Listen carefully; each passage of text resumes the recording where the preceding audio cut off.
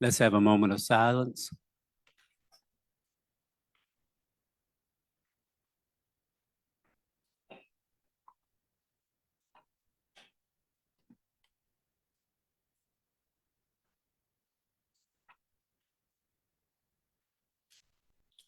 Let us stand and say the Pledge of Allegiance.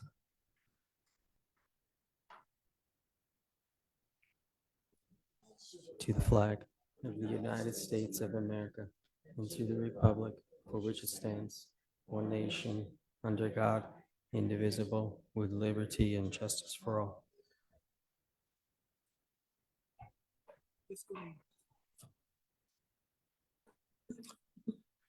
Madam Clerk, would you call the roll? Yes, sir. Mr. Bryant, Present. Ms. Bryson Morsberger, Present. Ms. Dooley. Here. Dr. Kraft, Present. Ms. McKeever, Mr. Morris, Here. Ms. Torres, Yes. and our student rep, Ms. Turner. Here. Thank you so much. Is there a motion to approve the agenda? I move that we approve the proposed agenda. Second. All in favor? Aye. All opposed? Motion passed. At this time, we will have comments from the community. As you step forth, please state your name and your address, and you will have 3 minutes for your remarks. The first person that is signed up to speak is Derek Hartline.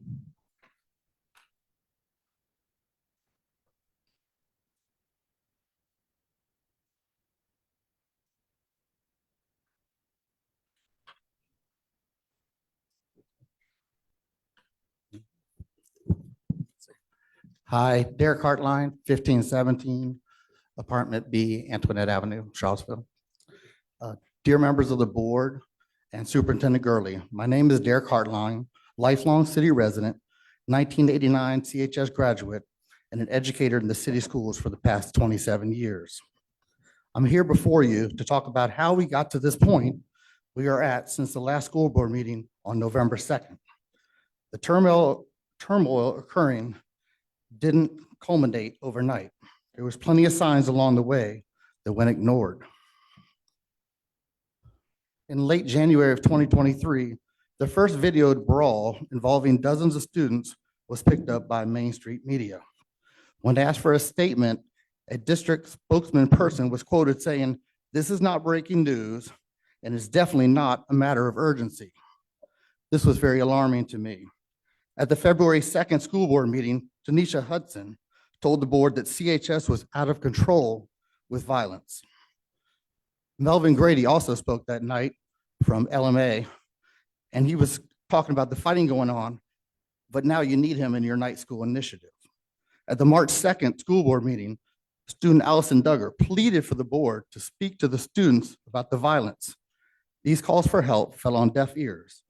But why? 3 things come to mind. 1, the board was very busy wasting time over the school renaming process and arguing about it at the same time. 2, the board was way too occupied with the purchase of K-Tech. 3, while collective bargaining was very important and a very hot topic right then, what good is bargaining if the teachers are leaving at an alarming rate? I have attended both listening sessions, and things that have stood out. The vast amount of people who also attended and are here tonight are looking for answers they feel have not been shared by you about the events at the high school. Each of the schools in the system are standing behind the staff at CHS. On November 8th, Jackson Via was informed that the policy revision for renaming schools had an eye toward potentially affecting both namesakes. The guidance counselor and I created a petition approved by our admin to pause the action item for tonight out of respect so that the student support policies could be revised and rewritten instead of the facilities policy. Every staff member, a total of 79, signed in support. This petition also fell on deaf ears, and the message that staff aren't being met or heard is loud and clear. It seems pretty insensitive to have any action items tonight that do not pertain to the safety or the improvement of the conditions at the high school. There's absolutely no good reason this policy revision about naming facilities can't wait until the new year and the new board. Lastly, the next school board meeting is on January 4th, which is only 9 school days away, and 3 of this are when we come back from break. Please do not let down the stakeholders here tonight for a third time. As Martin Luther King Jr. said, it's always the right time to do the right thing.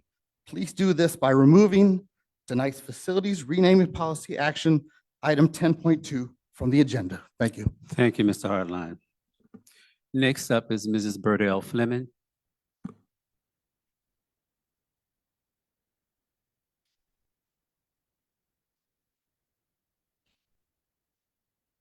Good afternoon. I am Burdell M. Fleming, and I reside at 102 Antoinette Court in Charlottesville. I am also a native Charlottesvillian and a retired educator in the Charlottesville school system.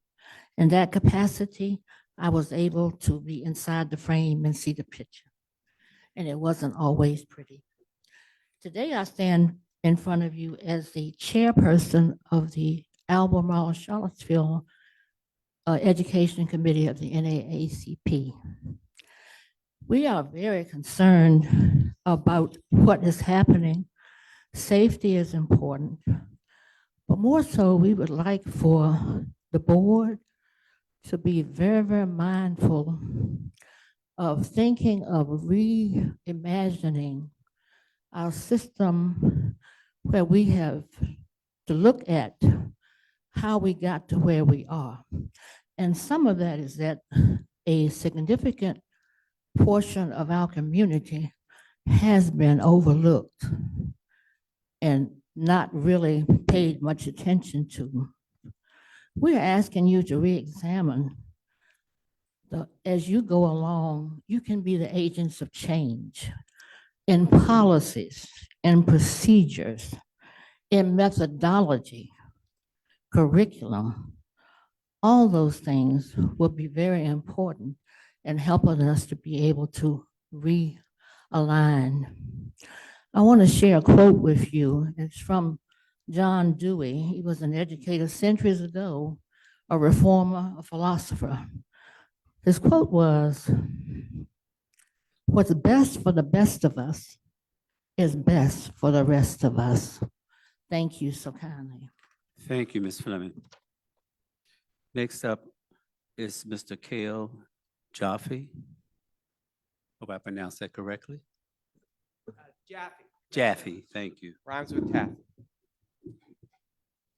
I'm Cale Jaffe, 1853 Edgewood Lane in the city. I'm a parent of 2 current Charlottesville High School students and a parent of 1 recent Charlottesville High School graduate. I think the point at which we need to start is to acknowledge that that loss of those 3 days of learning right before Thanksgiving was evidence of a failure in our school system that the teachers sounded the alarm on. And I thank the teachers for sounding that alarm. What I think the community wants to hear first and foremost from Dr. Gurley, from the school leadership, is an acknowledgement and ownership of that failure to say, that's on me, and pledge to fix it. So how do we fix it going forward? I think one of the most obvious parts of that failure are the loss of teachers that we have seen. A lot of my own kids' favorite teachers, some of them are still here, and I'm thankful for that, but a lot have left to move to other school systems. When I looked online, we have 18 vacancies for faculty and staff positions just at Charlottesville High School. Biology teachers, history teachers. My own child's AP psychology teacher left 6 weeks into the semester, and to date, we do not have a replacement. An AP psychology class for 2 months and going without an AP teacher. Are these vacancies due to the safety concerns that you all have heard so much about? Well, I happened to run into Mr. Pitt on what turned out to be his very last day. I was here at the high school on that Thursday for the fall sports banquet. And he mentioned to me unprompted that he thought we needed to get SROs, school resource officers, back in the building. He also mentioned to me that we need metal detectors at this building. I noticed just recently the Richmond City School Board voted 8-0 with one abstention to add metal detectors to their high schools and middle schools. So where is that conversation? Where was it when Mr. Pitt was here? Where is it now? The key point that I want to leave you with is, and another issue before my time runs out here is I want to hit on is compensation. I know teachers have raised that as a concern. Is that another reason why we've lost teachers? To resolve this crisis right now, what we need to do, we need to think about what do we need to be asking the teachers now and providing them now in December so that they will sign new contracts in this spring, March or April, so that we don't lose even more teachers going into the next year. Stabilizing our faculty, getting these wonderful teachers to stay here, recruiting new teachers to come, having that stable faculty, that is the rock on which we will be able to rebuild this school. And I urge you to look at the source of those problems. Thank you all very much. Thank you. Next on the agenda, next speaker is Mr. Quinn Curtis. Hi, I'm Quinn Curtis, 110 Robinson Woods in the city. I have a 10th grader at the high school, a 7th grader who I hope will attend the high school. I'm also the coach of the speech and debate team here. In fact, the last time I spoke to you all, I was introducing some of our state champion debaters to you. And there you go. And as the debate coach here, I'm in the building a lot, and I get to see a lot of the positive things that are happening. I see students who are thriving in challenging classes and amazing extracurricular activities that rival anything that any of the schools in the area are doing. And I'm proud that when I'm here, I'm working with a group of students from many different backgrounds. And when we take them to tournaments, we show up with a team that looks more diverse and is more diverse than most of the other teams that are participating in that activity. It's special that the opportunities that this school has created are opportunities that are available to everyone in the city. But right now, it all feels very fragile. The teachers are the fabric of this school, and that fabric is fraying. Last year, we lost about 20 teachers. The year before that, we lost about 20 teachers. As Kale said, there are 18 open positions. 14 of those positions are for certificated educators. There are people who have left since the beginning of the year. Over the summer, as a cost-saving measure, the school cut way back on overages, which allowed teachers to make extra compensation by teaching additional classes. So a lot of teachers in the school have taken a multi-$1,000 pay cut while students haven't been able to get into the classes that they were hoping to take. And that was before we had the incidents of 2 weeks ago, where the teachers felt they had to shut down the school in order to get their voices heard. I'm deeply concerned of what's going to happen, because surely recruiting teachers to a school that looks unstable, that doesn't have a principal, is going to be harder than it is right now, and we're already struggling. We can't afford to lose even as many teachers as we has lost in past years. It seems like we're quite likely to lose even more. I think the #1 priority for the leadership of this district and this board needs to be finding out what teachers need to stay and giving it to them. Otherwise, we risk a catastrophic spiral where we lose teachers that cost us stability, that cost us more teachers. And everything that this community has built that is positive and special about this school could unravel very quickly. And I've been in the building and I've seen that it's something worth preserving. And I hope this board will act now and act pragmatically and act proactively to secure our teachers and preserve what this community has built. Thank you, Mr. Curtis. Ms. Janet Miller.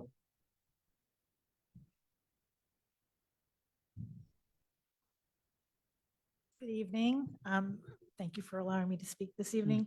I have a 10th grader and a recent graduate of CHS. So we've been family here for many years. And I've been looking at some of the information because the events that happened in November and the teacher sick out, if you will, that alerted us all to this problem. Before that event occurred, as a parent, I didn't really feel that I had a good grasp on really how deep this problem was of school violence. And so based on the recent listening sessions we've been having, I think one of the things we're missing as parents is real information about how deep this problem goes. And as a community, we stand ready to help in any way we can. That's why we're here. So, there are stats that are publicly available through the Virginia Department of Education. And I encourage all of you here tonight to do your research on that as well and take a look at the information that is there and see how we as a school at CHS compare to other schools and we as a school district compare to other school districts. In looking at the data today from the last 2 years, I took a look at the school behavior and the school behavior reports that they have on the site. And these specifically, I looked at the safety in particular, safety concerns. And when I compared us at CHS to other Virginia schools of a very similar size, I wanted to be fair and look at similar size, and compared us with Albemarle County schools, what I found was over the last 2 years, and of course we don't have this year's data, but in a 2-year period, we saw a 200% increase in safety issues that were reported to the Department of Education. That is very disconcerting. So I'm sure there are probably reasons around that. There may even be, especially with COVID and all of the things that were going on with us coming to school and attendance, there may be other things, pieces of data I need to understand. But I want to make sure that we all have answers to those questions. 200% is alarming. So I'd like the school district to give us some more information on and transparency, really, about what's been going on, specifically at Charlottesville High School. And then I'm really looking forward tonight to hearing about all of the new initiatives. I truly am. But I also want to hear how we're going to hold ourselves accountable. I want to hear how we're going to measure success. It can't just be, we did this really great thing and we're hopeful it's going to do well. We really need to put some metrics associated with it. And we need to have intervals where we're looking at those metrics to understand if we're on the right path. So that's what I'm asking for from you all tonight. Thank you very much. Thank you, Ms. Miller. Ms. Jen Horn.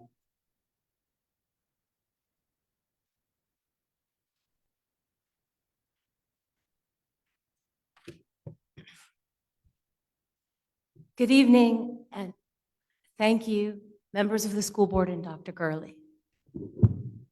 Really, thank you. In my 16 years as a teacher with Charlottesville City Schools, I have never experienced a school board and division leader who were more receptive to and respectful of teacher voice. There have always been t-shirts and teacher appreciation breakfasts, much talk about how much we love our teachers, but this leadership team has been active in that appreciation, in that love. This has been true for some time, an example being that teachers expressed concern over cell phones, and a cell phone committee was created. But it has never been more true than in the past few weeks. A reset was called for, and a reset is happening. The 2 days of meetings that Dr. Gurley, Dr. Johnson, Dr. Odie, and other division leaders had with teachers were filled with opportunities for comment, collaboration, restorative practices, and solution building. Since the reset, staffing vacancies have been filled. There are more substitutes. There are plans for exterior doors. There are plans for new hall pass systems in the works. Walkie-talkies have been ordered. Night school has been opened. Restorative student success meetings are happening with even more regularity. There are student celebrations planned for next week. Dr. Johnson will be bringing her considerable expertise to the new position of strategic advisor. Since the reset, Dr. Gurley, Dr. Odie, and Dr. Johnson, as well as other division, school board, and community members, have been in the school every day. They have been positively interacting with staff and students. They have been getting first-person experience with the needs of the school. Perhaps most importantly, the division has chosen an experienced, highly qualified, valuable interim principal to lead our school. Bringing Mr. Leatherwood back to CHS is an incredible gift. Though we will miss Mr. Pitt, Mr. Leatherwood's knowledge and ability is so welcome and will complement our already excellent APs. I do not have social media, but friends have told me things. I've felt the need to speak this truth in honest thanks, but also to calm some of those things. I was in the building today, all day, and yesterday, and the day before, and so on for years. Please believe me when I say that I have confidence that this school board, this division, under the leadership of Dr. Gurley, is going to actively address these challenges, amplify successes, and make CHS the greatest it has been. Thank you. Thank you, Ms. Horn. Mr. Davis.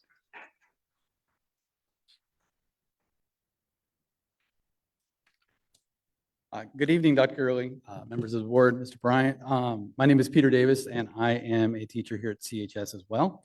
I have a daughter who is a junior here, and my son will be in 9th grade here next year.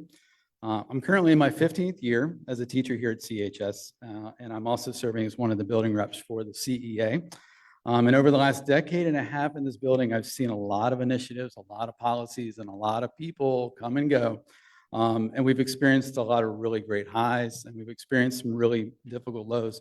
And I usually don't speak in front of meetings. I'm very much more of a behind the scenes kind of guy, as you all know, because I've sent you plenty of emails over the past while. But I do feel the need to say this tonight, that our school community, we can't let off the gas pedal. Like, we got to keep going. I'm so appreciative that all the support for the parents that have been in the building, the school, like Ms. Horn, all the things that you all have done over the last couple of weeks to really get behind us and make a difference. And it really is making a difference. And I think teachers, like Ms. Horn said, we're feeling, you can feel it in the building. The climate it's slowly coming around. And a much needed winter break is coming. We're looking forward to time to unwind. But just because we get a little bit of time away, that calendar flips to 2024. CHS is not hogging the news cycle of all the local media channels. We can't let back. We've got to keep going. Just remember that, like, as the attention span fades from the community over the next little bit, which is going to happen. The teachers, we're still going to be here educating our students. We're still going to be here for the next 6 months of school. We're still going to be here this summer strategizing and planning. We're going to be back in August, and we're going to be here to work with the kids long after the cameras are turned off. But just again, a huge thank you for letting us have that reset. And we all know that a reset doesn't just solve it magically. It gives us a chance to refocus, to roll up our sleeves and get the work done. But I really just want to make sure that, if nothing else tonight, that I'm hoping that all the support that we're getting here, all the people that came to all the listening sessions we had, that if we could have just even a fraction of everyone that's involved in that coming to Monday night's PTO meeting and coming to the PTO meeting in March and April and May, and continuing this energy and this level of involvement, we need it. To echo the emails that we always get as CHS staff for building coverage, it's all hands on deck, and we need everybody. And I just wanted to get that out there, that we just got to keep pushing. We can't let back. Thank you. Thank you, Mr. Davis. Mrs. Patricia Edwards.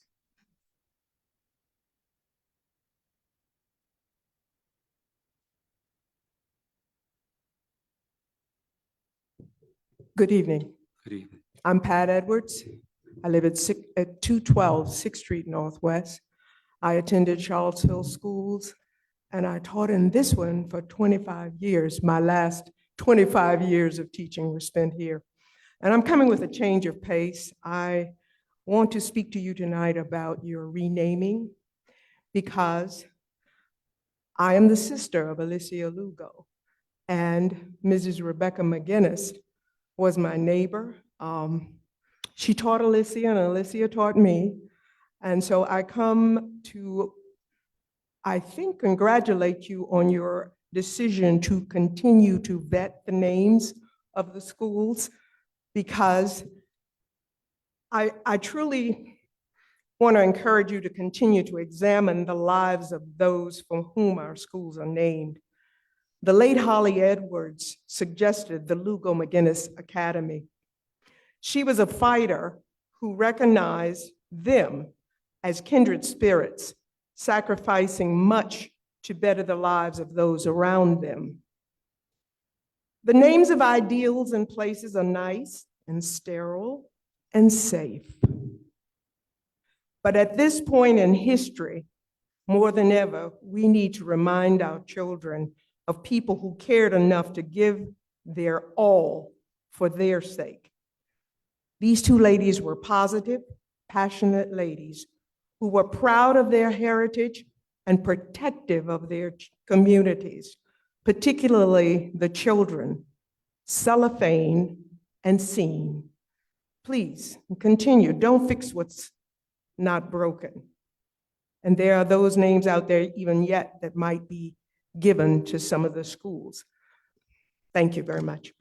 Thank you, Ms. Edwards. Miss Alexa Ernest? Mr. Okay. Hello, everyone. I'm Alexa Ernest. I'm one of the representatives from the Student Council and a member of the yearbook staff.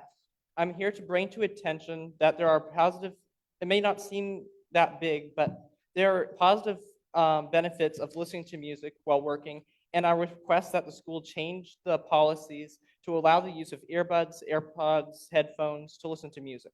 I've done a survey the last few days and collected 159 responses from students, staff, and volunteers. 81% of those responses said that they believe listening to music increased their performance, motivation, and focus on the task that they were working on. And there are studies as well which reflect that these benefits can in fact come from music. One of these were from Stanford University. Researchers concluded that, quote, music moves the brain to pay attention, unquote. They discovered that areas of the brain associated with paying attention or making predictions were more active when the music had been playing. Many high school students have a lot of stress or anxiety as well. Either it's about schoolwork or private matters, and music has been shown to have a positive benefit as well in this. Will some students take advantage of this and just tune out the teacher? Yes, some percent always will abuse what they can. But this is why I suggest that this only be allowed during lunch, hallway, transition, and during independent work, and if the teacher says that it is okay. The research is there. Thank you. Thank you. Rob Warner.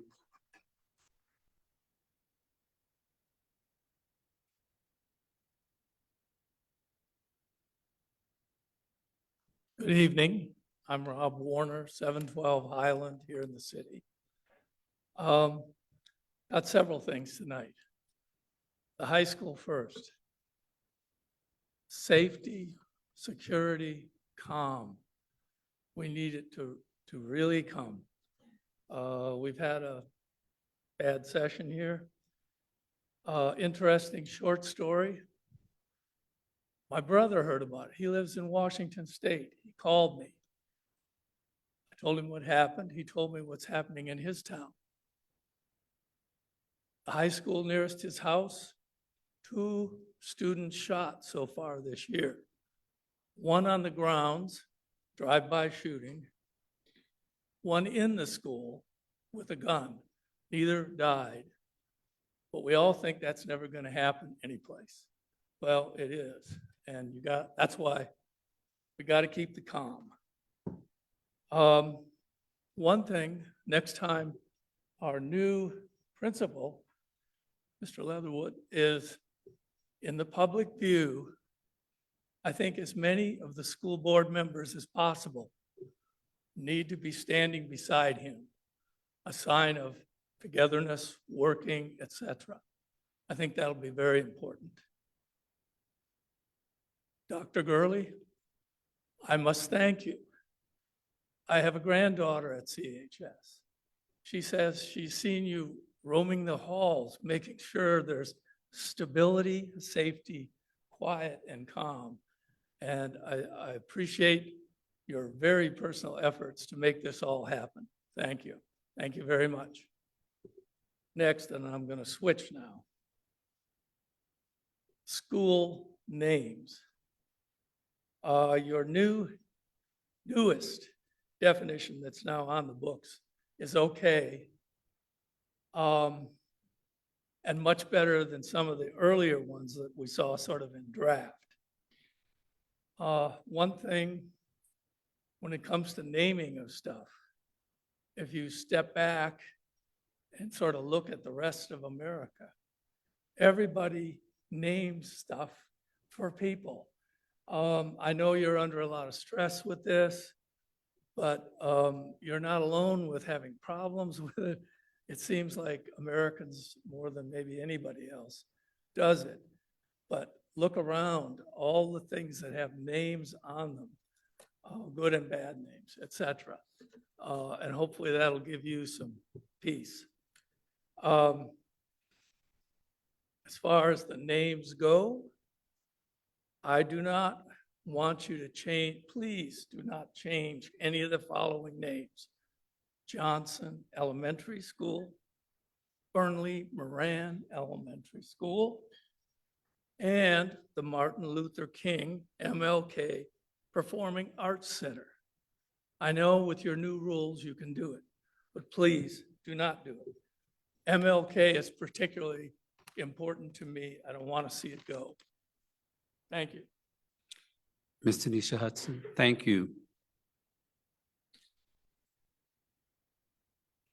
Good evening. Whoops. Good evening. Tanisha Hudson.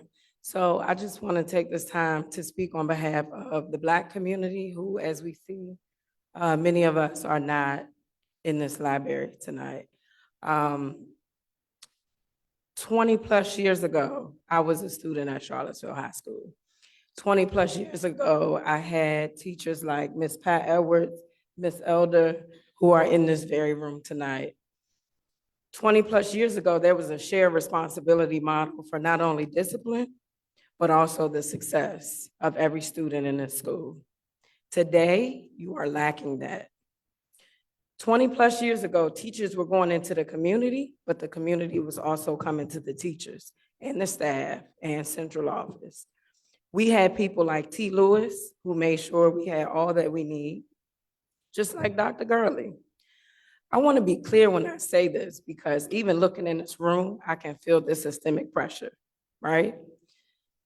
There's so many people that like to point out the bad things that's happening because the media took a, story and made it bigger than what it was. There's always been issues at CHS, but 20 plus years ago was 53% Black, and there was less white students. And now that the demographics have changed based on gentrification, you all are acting like this is a new problem. It is not. But 20 plus years ago, because it was a shared discipline model, the staff, the parents, and the student also worked together to make things better. We're not doing that today. Teachers aren't reaching out to parents. Administration barely reach out to parents. There's no type of working together happening here. And I know that from experience. I've been in these halls along with Dr. Gurley, who is here all the time. So I just want to be clear when I say that we need to stop thinking that discipline is the pure answer for these kids. And you also need to have a shared responsibility model on the teachers that really don't want to deal with these kids. Some of these teachers aren't innocent. They're giving them passes. They letting them walk in the hall when they feel like it. They walking through the hall talking on their phone when they feel like it. They got 6 minutes to get to class. I don't even know if I had 4. Albemarle has 4 minutes to get to class. You can pick the school up and place it inside Albemarle High School. That's how big Albemarle is. They have 6 minutes. Some things need to be changed, I agree, but some things are working. And we're not giving the school board, the administration enough credit. But I also want to add that for the last 5+ years, Charlottesville in itself has been a disaster when it comes to Black leaders, like Mr. Gurley, like Black city managers, or any Black person in position of power. And this is a constant movie of people coming for Black people in positions of power. So instead of coming for them, how about we support them and work with them so that we make Charlottesville and Charlottesville High School a success? Thank you. Thank you. Thank you, Ms. Hudson. Ms. Como, do we have anyone in the Zoom room who would like to speak? Yes, and I'll just remind anybody in the Zoom room, if you would like to speak, you could let us know by raising your hand so that we can promote you to panelist and give you your 3 minutes to address your public comment. I see someone listed as Tad Miller. I'm allowing that person to move to a speaking position, and you have 3 minutes to speak. Yeah, can you hear me? Yeah, we can hear you. Okay. All right. I'm going to just get right to it. I don't trust the administration to really give a transparent view of what's happening in the schools, specifically at CHS. I just feel like there's a huge lack of transparency of what the reality is. And I'm going to jump in on the phone issue. The reality is phones are the only way we are getting transparency as parents as to what the violence situation is at CHS. I absolutely do not want phones in the classroom. I want them off and away, but they are not hurting anything by giving us as parents transparency right now, because it's the only thing we're getting. We've got to have more data transparency, and we as parents need to know what the situation is for our children. The phones are being made a scapegoat for actually creating violence. That's not the situation at all. The phones are not creating violence. They are not creating a culture of violence. They are just recording what is already there. So we've got to address that issue, and I don't think pouches are in our interest from a basic safety standpoint. If there was ever, God forbid, a shooting in our schools, those phones are a lifeline, and we've got to have access to them. And if they're locked away, that is a terrible, terrible idea.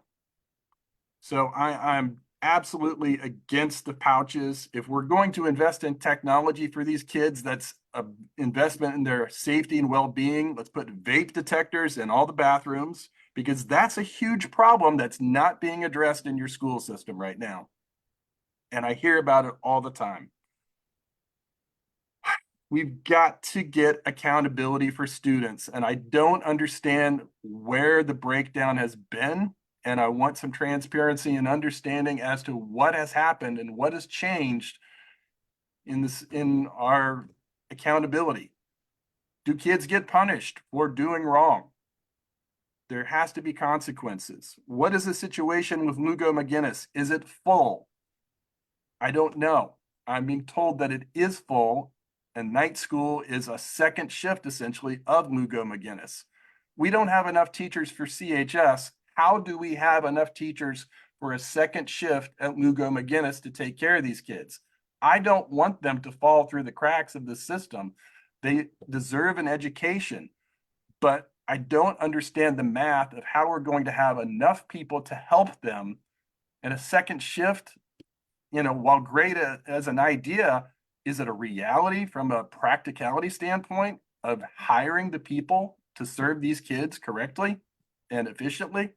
I don't know these answers. I need to know. Thank you, Mr. Miller.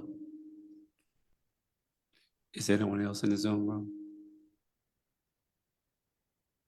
who would like to speak? Once again, if you like to make public comment at this time, you can raise your hand in the attendee gallery.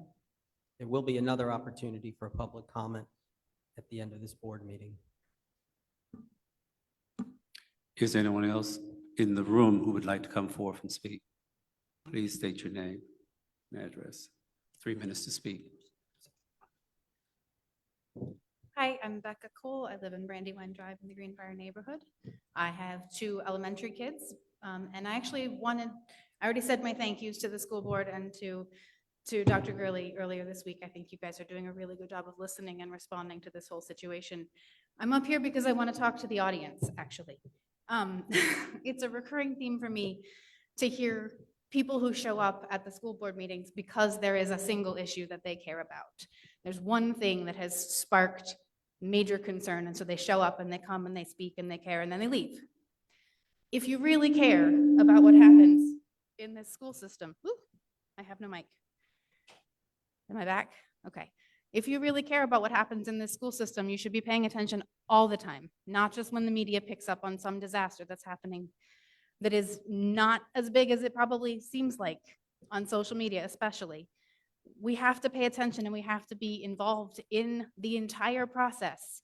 And if you're here in the building and you come to the meetings, you'll see just how hard this administration and this school board is trying and how well they are listening.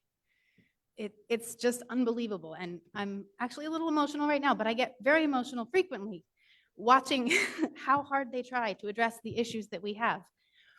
And I think another thing that everybody here needs to keep in mind is that we only have so much control. Our funding does not come from our community, and not enough of it. We need state funding. We need power over these decisions. And if you could maybe apply some of this energy that you're applying to this one specific issue to the issue of education as a whole, and go and yell at the state and say, please fund our schools, because it's ridiculous. Yeah, it would be great to pay more teachers, pay teachers more, have more teachers. That's fantastic. Where does that money come from? We need the state to pay attention, and the state is only going to pay attention if people yell at them. So please continue to show up to board meetings, show up to PTOs, be involved, come as much as you can, but also focus some of that energy on the state and try and have them help us out too. So thank you to everyone and have a good night. Thank you. How many more speakers do we have in the room? Please come forth and state your name.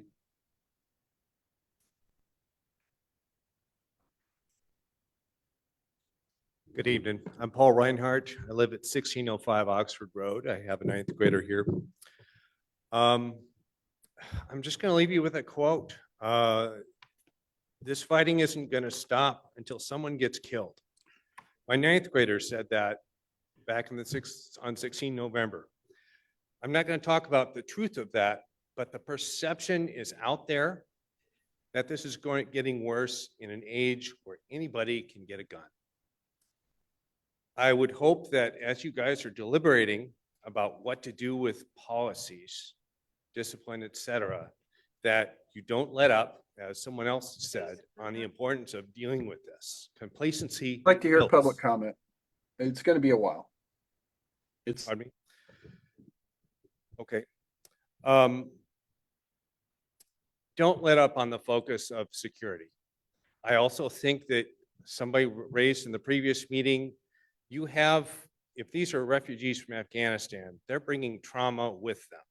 Things that are probably well outside the skill set of your counselors to deal with. Let's take advantage of UVA. Let's take advantage of psychologists or psychiatrists to help them through this so they can learn. But in the meantime, the safety is the thing that certainly has gotten me here.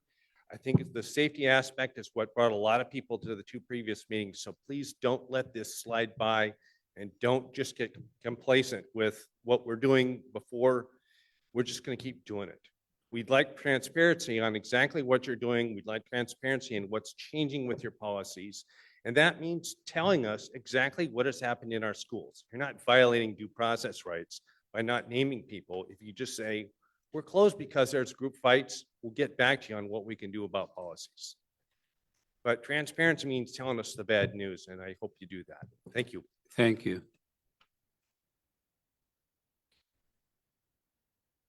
Please state your name. Good evening, y'all. My name's Nick. All right, that's as high as it goes. So I just wanted to say that one of the things that I've been most worried about is that, and I share this concern, I think, with other folks, is that we're going to lose momentum, that we're going to do what Charlottesville does really well, which is talk the talk, and we'll have some listening sessions, and then it's just going to. So one thing that I hope that the school board can do is at least make sure that we have baked in the next couple months after winter break, ways in which people can continue to do this work, that we can continue to have conversations, and that as part of those conversations, there can be a dialogue between different community members to say, okay, we're talking, what else are we doing? What else are we doing? In addition to the school board meetings. And I think that they need to be more accessible than the listening sessions have been. There was a listening session where there was a mother, I believe, and she struggled to speak English. She did a wonderful job of presenting her perspective. But some of these issues that are affecting Charlottesville High School and Charlottesville City Schools involve folks that are from communities where they may not speak English great. And we need to find ways that we have interpreters that are present in Pashto and Spanish and other languages so that they can be part of this conversation. Right now, this is in English only. How can we include those voices? Because the fight that was in this library, right over there, there was racial and ethnic dimensions to that fight that tie to tensions that have existed in this community for a while. And I think y'all can turn to city council to ask for how can we have in different neighborhoods, maybe at the community centers, some of these conversations. How can we bring in other people that are in the community to have these conversations to get to some of the more fundamental issues that are at play, that are bringing these tensions into our schools. Secondly, I would like to point out that one of the biggest issues, as we all know, is that we just don't have enough people in the building. And right now, y'all have been stepping up. You've been showing up. We have had volunteers. Dr. Gurley, of course, as has been pointed out, you've been coming almost every day or maybe every day. But how sustainable is that? And yes, we got more people. We got some people for the next semester. But even when we were at resetting back to normal, if that's our goal, that wasn't enough. That wasn't enough. We need a couple more CSAs. We need a couple people that can support admin with restorative and mediation conversations. We can't just have Mr. Garrity or Dr. Garrity come in when he's free and not helping another school. Bianca Johnson, who y'all had come in and help us have restorative circle conversations. Can she work just at CHS? Can we get someone or a couple people like her just at CHS so that admin are more free to help with consequences when those conversations don't lead to something? Thank you. Thank you, Nick. Mr. Como, do we have someone in the Zoom room? Okay. Yes. And then we'll get you, Okay. Leslie, after the Zoom person. Sure. There was Laura T had her hand up. I'm just trying to find her now. Laura T, if you still would like to speak, let's get your hand up. I see it now. And you will have 3 minutes to speak. The floor is yours.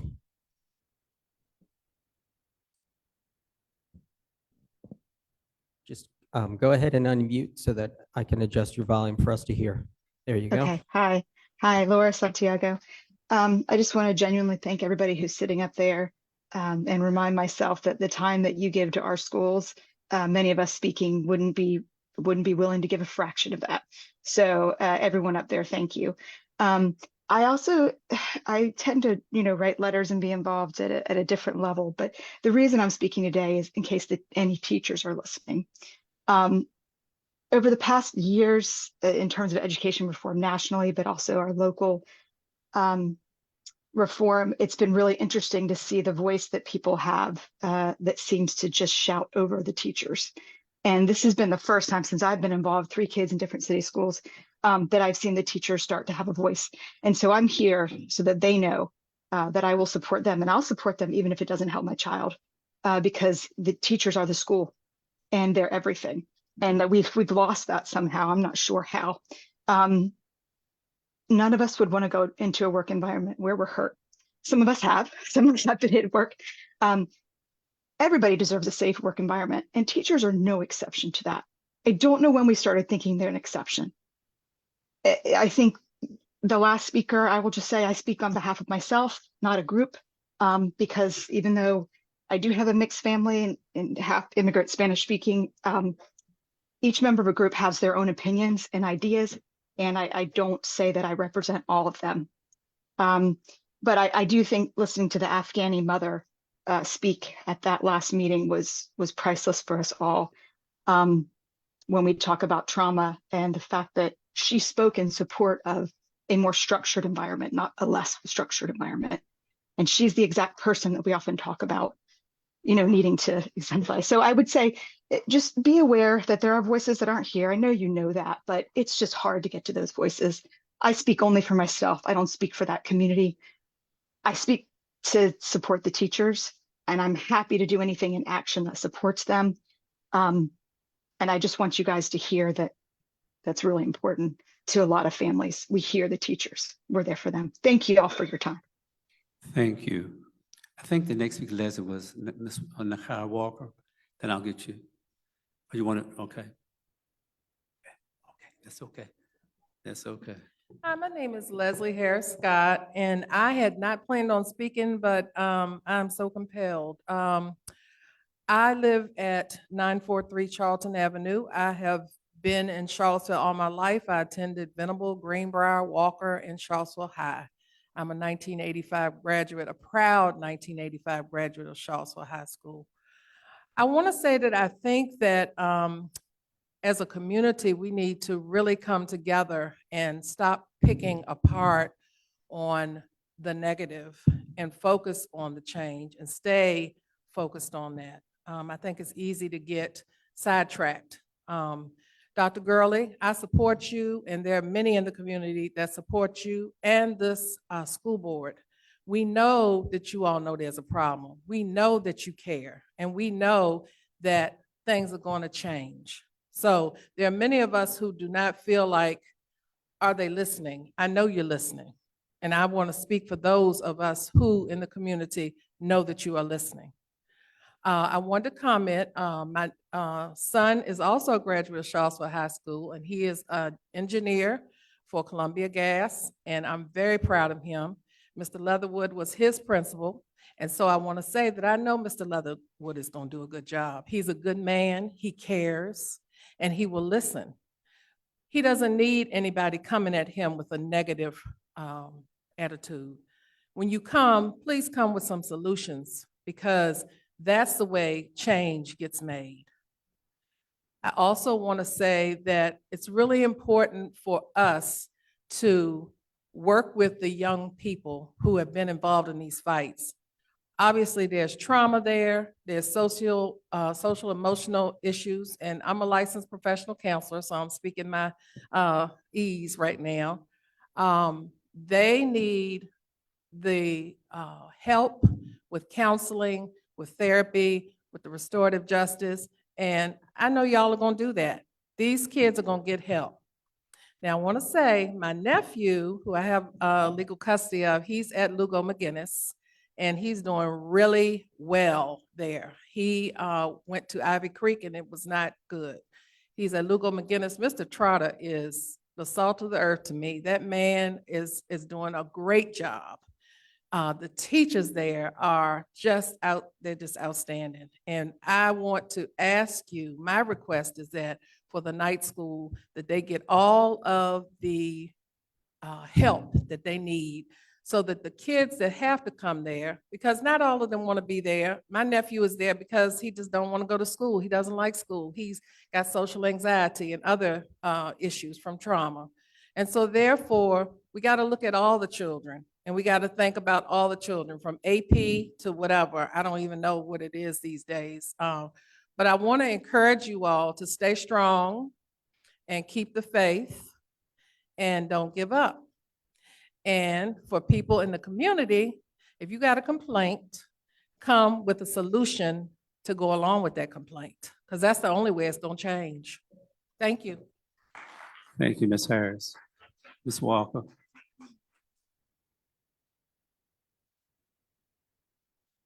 Good evening. Nakaya Walker, 1998 graduate of Charlottesville High School. I've had 3 kids go through this system, graduates 2016, 2018, and 2021. So I know some of the teachers that are still in the building because it was very recent. And currently, I have a niece who's a 9th grader, my brother's daughter who's a 9th grader at CHS. So still have the commitment, the commitment to the community because my own family has been through the system and present, but also because I view all of our kids as my child, as we all should, and hopefully do. I have been alarmed over the past few weeks at the outcry by the community. It is a typical outcry from the Charlottesville community to place blame and stereotype and speak negatively about the most vulnerable citizens in this community. It is not to make excuses for anyone because we all send our kids to school with the hopes that their futures are brighter than ours have been to date. And Charlottesville hasn't done, before this administration, when we were in school, the best job at educating Black students in this community. The reason I fought so hard for social programs when I was on council is because a lot of times it has nothing to do with lack of brilliance. The kids we're talking about, they are brilliant. If you get to know them, if you talk to them, there's so much vibrancy in their lives that the trauma that was just talked about, it suppresses. That is a community effort. The school can't do all that work on its own, but when they walk through that door, the individuals have a lot of trauma that they're dealing with. So before there's an expectation that they can sit down and read a book, learn and grow, we have to understand that we have to meet those needs. Not label them, not make the school a prison, as people are talking about metal detectors and other instruments that are along the lines of criminalization. They haven't worked in other places. There's still shootings in those places. There's still crimes in those places. And so we have to look at a community, hopefully is ours. We're failing at it. We start and then we stop, but we have to look at the root causes and can we really tap into those causes? When you talk about a situation like the brawl in the library, no teacher wants to come to school and to work and leave injured. We know that, and there shouldn't be an expectation. But the community also created that rift. Years ago, when the IRC started bringing families into this community, Black families were displaced. So the students that you're talking about today, even if they can't articulate why there's a rift, they heard things from community leaders and providers that it's so much easier to help families that are coming into the neighborhood than Black people who've been here forever. I've been a part of some of those conversations. If you go into the neighborhoods where Black people have predominantly been the majority of, that are now, they're not in the community, they've been replaced. And they heard through that replacement that they were not, if they had been number 1 before on the list, they were moved down the list. So other families replaced them just because of agreements between leaders in the community.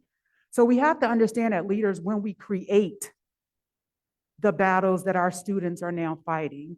And I hope, because I know I'm out of time, that as we come up with solutions, because our kids deserve a vibrant education and we want them to learn and grow. We don't want them to graduate with diplomas that don't mean anything, and we don't want them to not graduate. But I hope that they're not used as scapegoats for communities that, members of the communities that don't care about their futures. And we have to acknowledge that we do have some of those members here. So I implore you as a school board, I understand the pressure, I've been under it, but I hope that you consider that you all can go off and get other jobs. The kids and their futures depend on the decisions you make. And I hope you make it as if someone were making it for someone you love. Thank you. Thank you, Ms. Walker. We have someone on Zoom. Yeah, I have someone listed as Melvin Grady, and Melvin, I will push the button to allow you to talk, and just please state your name formally for public record, and you have 3 minutes.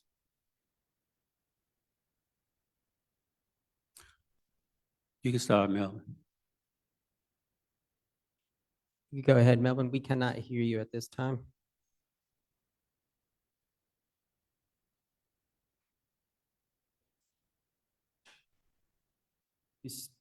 Yep, I see you're muted, and then when you unmuted, we were not able to hear you. Perhaps you could check the microphone that's being used and see if that's on, and then we can try to let you know. Can you hear me now? Yes. Yes. Okay. I wasn't planning on speaking, but I just wanted to bring this up. I'm at 238 Hartman's Mill Road. I'm from Charlottesville as well. Went to school at Greenbrier, Walker, CHS, and UVA, all the good stuff. Pete, my different community college.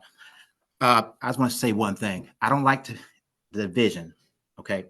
So I'm trying to be very clear. I'm at work right now. I'm an employee of Charlottesville Schools. I'm at the night school. I just want to say one thing about the media and some of this stuff that's being said about Luke McGinnis and the night school. If you don't know, please stop putting your 2 cents worth in, especially when it comes to negativity. I'm here. It's not trenches about, don't know me, but I'm here at Luke McGinnis teaching my 3rd year now, and we just started night school. I'm not representing night school as far as, I know Mr. Trott's going to speak later. I just want to say that I am here. I'm in the trenches with the kids and the teachers and whatnot. I know what's going on. There's good things going on here at this school. So those who are, I would say, naysayers, please get your facts together first before you start shooting shots at some place you have no idea what's going on. You do not. You are not here. I am here. Others are here. So I'm giving shots out to Luke McGinnis. Thank you for the school board and everyone who spoke in support of Charlottesville High School and the whole system. But please, media, stop saying things that you do not know because you're hearing this or that. Please ask the questions to the right people and get the proper answers. But I'm here, and there's good things going on at the alternative school and the new night school. That's all I want to say. Thank you. Thank you, Mr. Brady. So we do have someone else in Zoom. Okay. Two more. Okay. I have MJ Smith listed. MJ Smith again for, you just lowered your hand, MJ. Could you please raise it again? Okay. Here we are. MJ, you have 3 minutes. Just as a matter of public record, please state your name and address for that, and you have 3 minutes. This is MJ Smith, and I live in the Fry Springs neighborhood on Todd Avenue. I've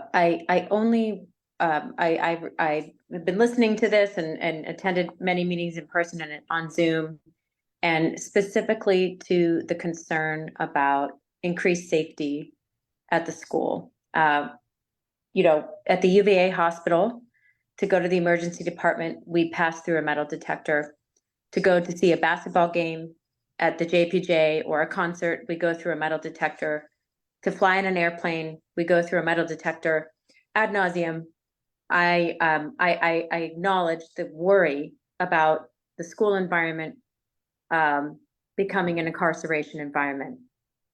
I disagree, and I think that this is the reality of the world that we live in right now. And the path of least resistance would be to deal with the lax gun control situation we have in the state of Virginia and across the country, and at least mitigate weapons,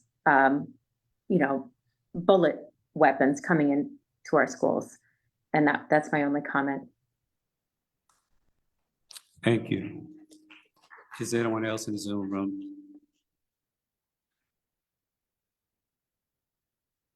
I do have somebody listed as concerned parent. Concerned parent, would you please, when we allow you to speak, please State your name. State your name and address for public record.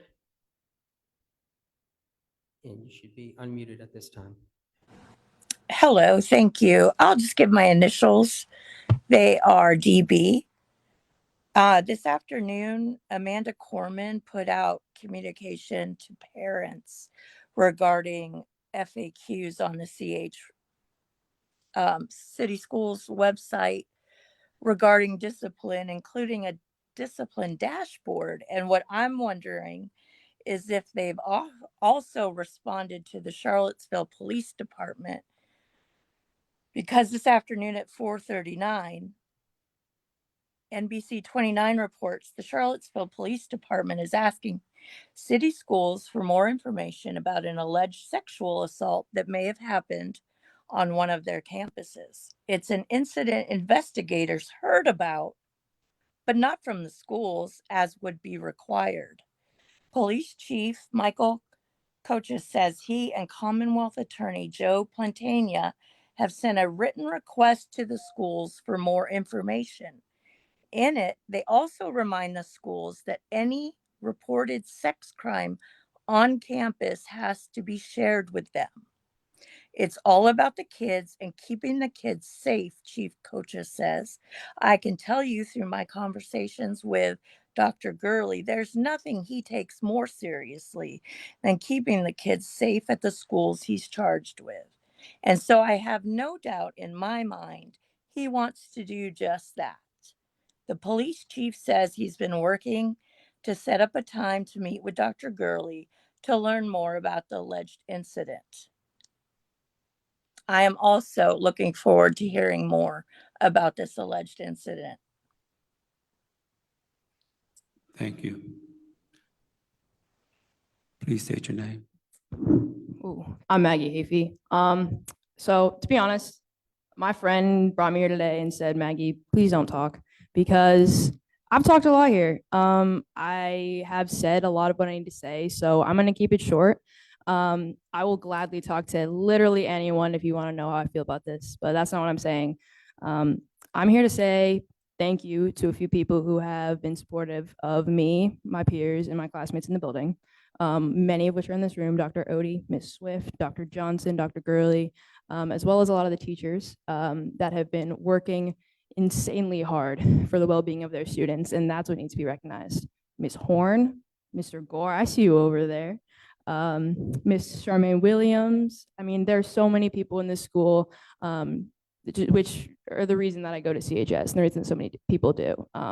There have been countless efforts made by a committee of teachers to make a kind of a fun BKT next week, to have a spirit week next week. There are so many positive lights in this room and in this school that need to be acknowledged. Yes, as people have said all over the media, teachers don't get paid enough to, break up fights. They don't get paid enough to devote their lives to the well-being of our students. And to be honest, I know a lot of people don't want to hear it coming from me, but on a personal level, I'm just really grateful for a lot of the support that I've been given. Dr. Johnson, I don't know if she's here. That girl is always in the hallways saying hi to every single person. There's so many people like that that really need the credit, and that I think everyone needs to say thank you to. So thank you. Thank you, Matt. Thank you, Mandy. Is there anyone else in the Zoom room? One more person in the Zoom room. I have a Please person state your listed as Lisa Green. Lisa, when I hit allow to talk, please state your name for the public record. And you should be able to unmute at this time.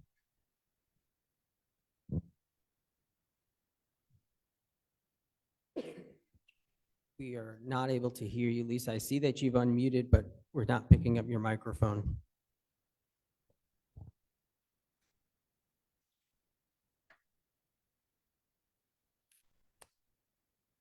We'll give it one more try to see if you can go down to the microphone icon on your screen and see if you can select a microphone that we can hear you from.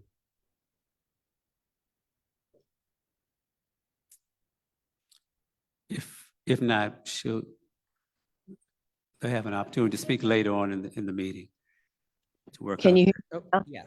Oh, Yes. okay. We can hear you now, Okay. yes. My apologies for not being there. Lisa Green, 216 Chestnut Street. I just had a little surgery today, so I'm sitting here one-handed. I just wanted to make a couple of comments. First off, I'm the team director for the mountain bike club there at the high school, so I'm very involved with several students at the high school. And yes, there's a lot of good things. I want others to be perfectly clear that some of the parents that are standing before you, including myself and my wife, this is not a media. We are not taking our advice from the media. we are listening to the students that are in the school. I have a 15-year-old sophomore and a senior at the high school. The information that I am speaking about comes from the students in the school. And so while they are not directly involved in some of the activities, they are affected. And so I also, as a part of the mountain bike team, we have several members, and I want to thank, we call Nick, or affectionately known to us in our household as Mr. Mister. But I want to thank him for his words, because we do have some folks in our IRC communities that do attend a school that are affected by this as well. And I appreciate the opportunity, or his ideas for bringing up some translation opportunities for people to be able to speak and be heard. So that's all I wanted to say is, when I did not listen to my kids early enough. So my apologies for not being in front of you sooner, because this has been something that's been going on for a while. And I, as a public official, I sometimes like to let things work its course and work through. And so, but we're at a place right now where when the teachers have to call us sick out to get heard, we're at a critical mass point. So I hope you take that seriously. I will see you all in January. And I apologize for not being with you today, but thank you for the time. Thank you. Please state your name. Good evening, everyone. My name is Keisha Lashley, and I live at 1030 Wesley Drive. And so first off, I just want to say thanks to everyone who's here and everyone who's a part of this conversation. My situation is a little bit different from other people in that we live in the county and we bring our children to school in the city. And there's a very specific reason why we do that. For one thing, we started off with, my son is here at Charlottesville High in the 10th grade, and he started off in one of the county schools, and it wasn't a very good fit. And part of the reason why we're attracted to the city schools is because of the level of diversity that's represented in these schools. And there's racial diversity, there's also socioeconomic diversity. And of course, that brings with it all kinds of challenges. But I think we have an opportunity to, if we can figure this out, it's an interesting social experiment. And I think we have an opportunity to be stronger for it. It's in so many ways, what we're experiencing right here is a microcosm of the world. And this is part of the reason why I want my children to have this experience. In the past few weeks, I've heard a lot about the need to engage with the teachers. I agree with that. I'm a teacher myself, I'm an educator. And I believe that that is critical. We have to support our teachers. We have to figure out what resources that they need so that they can be here and thrive in their jobs and they're not constantly putting out fires. We've also heard a lot from parents. I don't know to what extent the voices we've heard are representative of all the different parent groups. The one voice that seems to be very silent from these conversations are those of the students. And they're young people. In a few years, they're going to be in college. In a few years after that, they'll be in jobs. And they have a lot of opinions, and they also know what's working and what's not working.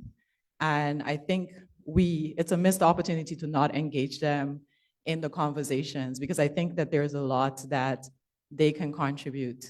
And so I spend a lot of time thinking about stakeholders and how to engage with different stakeholder groups. And it seems like the place where we're at right now, we're reacting to many symptoms of a problem. And I don't know what the problem is. And of course, there are people who have been in this community much longer than I have been. And so maybe you all have a better sense. But I get the sense that it's much deeper than, so kids are fighting, why are they fighting? I mean, maybe it's because there's trauma, but why is there trauma? And I think if we can get to the root cause of why some of these things are happening, why did the teachers call out sick? Maybe part of it is violence. I think we're jumping to a lot of conclusions. So maybe there are other things, lack of resources, et cetera.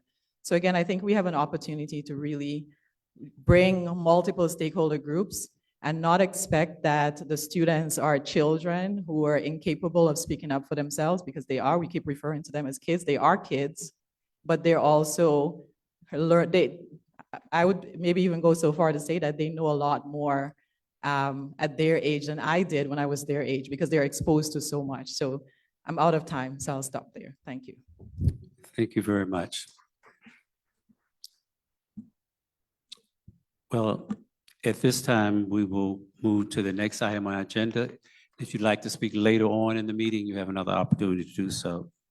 This time, special recognition from Ms. Chuck.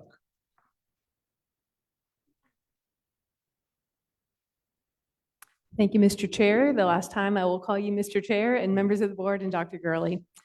Before I move on to recognitions, there was a question earlier about a news article that was on tonight. And so while we're not going to be speaking to specifics about the issue, I do want to read just our statement so that if any folks have questions about how we handle any allegations, that you can understand a little bit more about the process. And my computer just died, and so I'm hoping Dr. Odie, I just shared a document with you. I was afraid my computer might die, so I made a last-ditch share.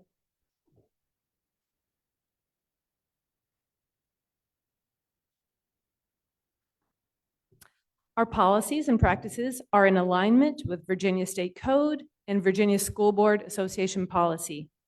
We take any reports, even third-hand reports, of sexual assault seriously, and we follow our policies, procedures, and legal obligations with fidelity and in careful consultation with legal counsel.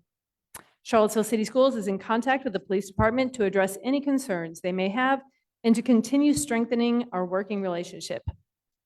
Because of confidentiality considerations, we will not comment on any specific situation. Thank you.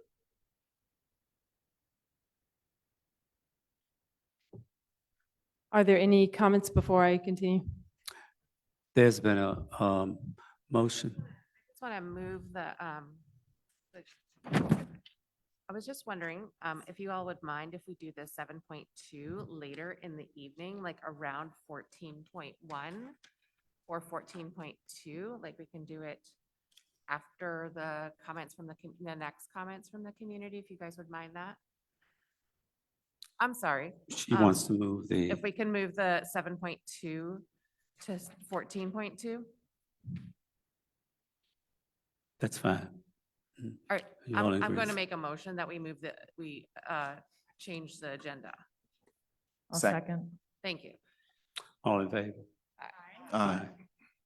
All opposed? But I will continue with 7.1. Yes. This is a completely different change of topic, and so we're just going to take a deep breath. But one vein of comment that we have heard from the community is that even during challenging times, they still want to lean into the joy. They still want to remember the good things that Charlottesville City Schools is doing. And in this case, we'll have to remember a long, long time ago. But Charlottesville City Schools is going to set a historic wrong right this Friday night. So on Friday night, I would like to invite the community to come cheer on the undefeated CHS boys and girls basketball teams.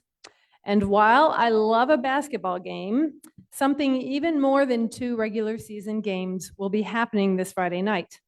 We will be honoring the 2001 CHS Women's State Champions. And yes, you heard that correctly, 2001, more than 20 years ago. After a magical, undefeated state season and a state championship to wrap it all up, these women did not get the celebration, the respect, or the rings to which they were entitled. So this Friday, thanks to the advocacy of champions Morgan Smith and Donna Churchman, and with the full support of Athletic Director Andy Jones, we are going to fix that. And before we celebrate the state championships, Charlottesville City Schools owes them an apology. So, on behalf of Charlottesville City Schools, please accept our apologies for not celebrating you and not lifting you up in that moment or ever since then. We hope that Friday night is wonderful. That team was amazing. You women are still amazing. Thanks for representing Charlottesville High School so well. This celebration of these state champions will take place between the boys and the girls game. The girls game is at 6 o'clock and the boys game is at 7:30. You can buy your tickets online at gocville.org. Thank you. Congratulations, CHS Girls Basketball Team 2001. The next item on the agenda is the adoption of the consent agenda.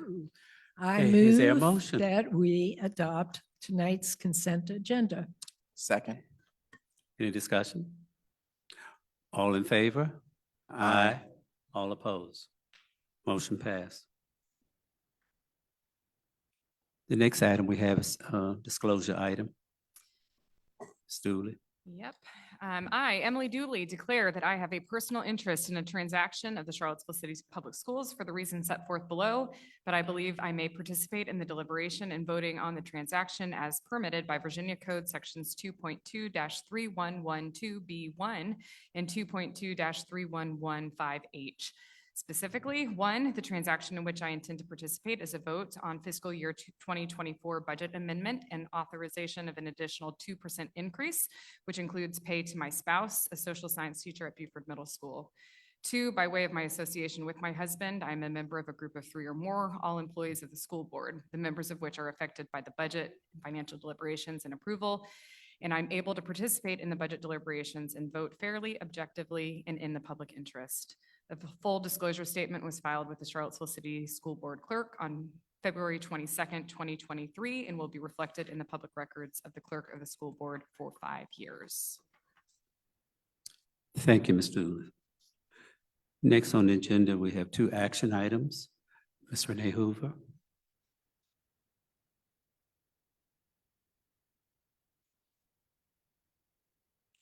Good evening, school board members and Dr. Gurley. Before you is an action item to amend the FY24 budget for additional state funding that we received to support the additional 2% raise. Last month, a presentation was given to you on these 2 items. And before you right now is an action item to amend our budget for the additional 2% compensation increase and the all-in funding, and then to authorize the additional 2% raise for teachers and staff. Okay, is there a motion? Yes, Chair. I move to amend the fiscal year 2024 budget in the amount of $1,163,914 for additional state funds for a total amended fiscal year 2024 budget of $107,957,902. Is there a second? Second. Any discussion? All in favor? Aye. All opposed? Motion passed. I move to authorize. There's another motion. That's another yeah. Yes, sir. Is this, you have 2? Yes, yeah, Okay. I move to authorize an additional 2% raise to teachers and staff effective January 1st, 2024, as adopted in the state's amended budget. Second. All in favor? Aye. All opposed? Motion passed. Thank you. Thank you, Ms. Hoover. I think it's Dr. Odie.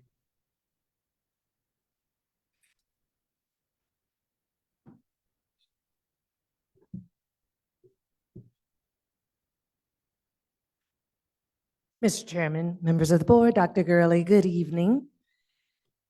During the November 1st board meeting, I introduced a policy revision for FFA, naming of facilities and grounds. In response to feedback received, we are proposing a revision to our recommendation. Our updated suggestion is to preserve school names while utilizing a process to rename a school or grounds if at any time the school board deems the existing name and consistent with its vision, missions, goals, and values. The recommendation specifies that no new facilities, rooms, or grounds should be named after individuals. At this juncture, the superintendent advises that you consider taking action on this matter. Okay, is there a motion?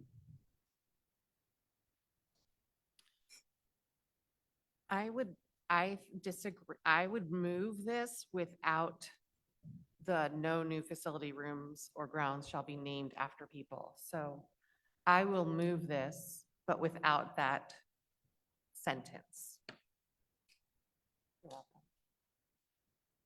Is there a second? It's an amendment, so that's fine.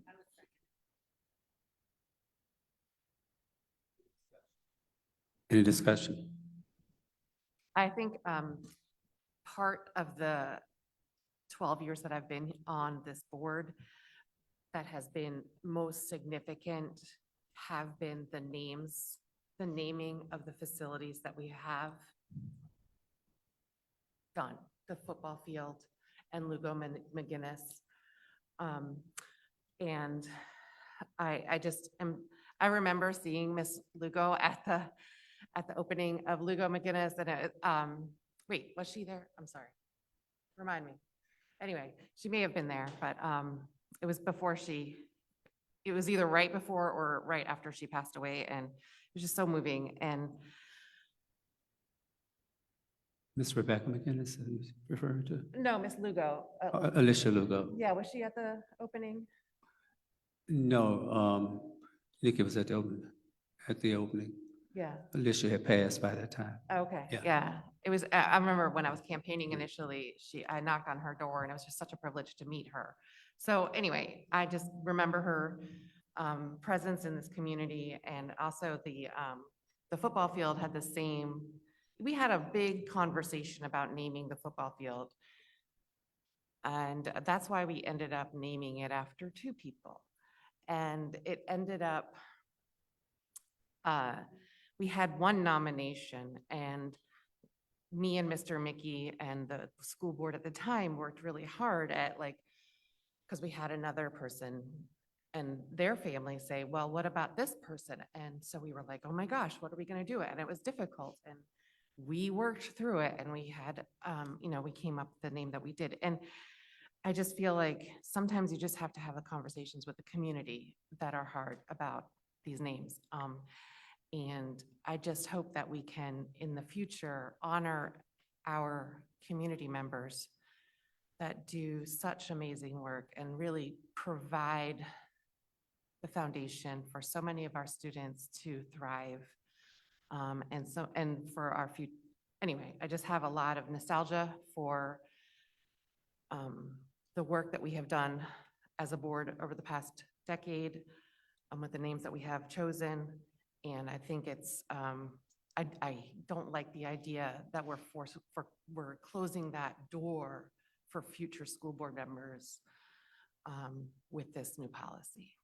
And I'm sorry that I wasn't here last month to be able to make these comments. So I apologize for this sudden change. I wasn't able to be here. Ms. Dooley. Mr. Morris. I think I would like to hold off for a moment. Morrisburger. I'd just like to add that we've gone back and forth about this a lot of times. And I think the biggest holdup for me for naming it after individuals is that to be safe, we throw out the opportunity to honor people who do reflect the values of the community in an effort not to upset those who will be disappointed if we change a name. And so I believe that Charlottesville can continue to have hard conversations. And if you think someone is worthy and that they have accomplished something that we would like to honor in the community, that we absolutely can. And if we look at a name and say that it no longer upholds the values, or it was named at a time, when I couldn't even attend schools here, that maybe that doesn't honor who we are anymore. And I think that we can be adults and say that we don't have to penalize everybody in order to please those who will be upset if we don't keep things the same. Dr. Kraft. Wow. So, yeah, I think we may need to take a look at some of the wording of this again.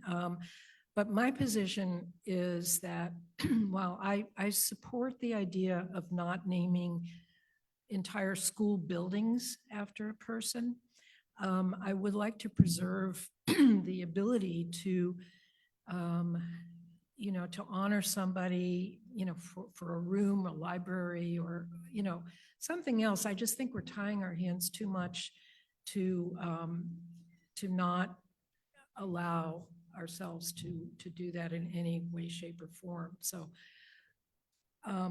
yeah, so I don't know if that reflects the current motion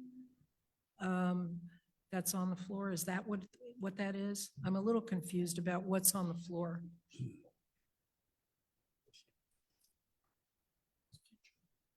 The current motion says, so basically, there is a sentence under number 2. So do you have the policy up in front of you? Yeah. It says no new facilities, rooms, or grounds shall be named after people. Okay, and you're wanting to remove that? Is that? My motion removes that Yeah. sentence. Yeah, okay, I'd support that. But where are we in terms of the names of buildings after people? Is that still here? Okay. I'm just a little confused about where we are with that. Ms. Torres.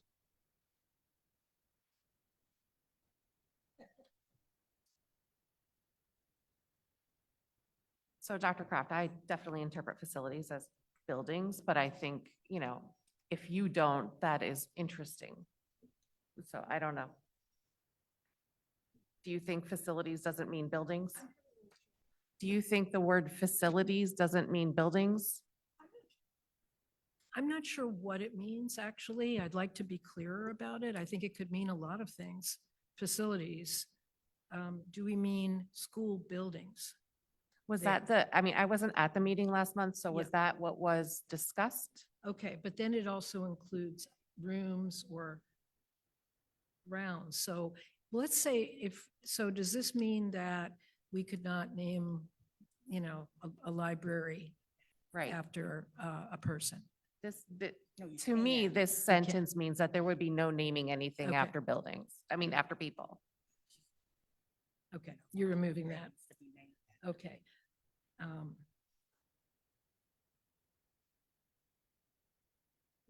Mr. Morris, coming back to you, do you have a comment? I think the biggest thing for me is having consistency between facilities, rooms, grounds, in terms of if you're naming it after a person or not. I'm still processing the new facilities, but to be honest, I think I could go either way. Ms. Dooley?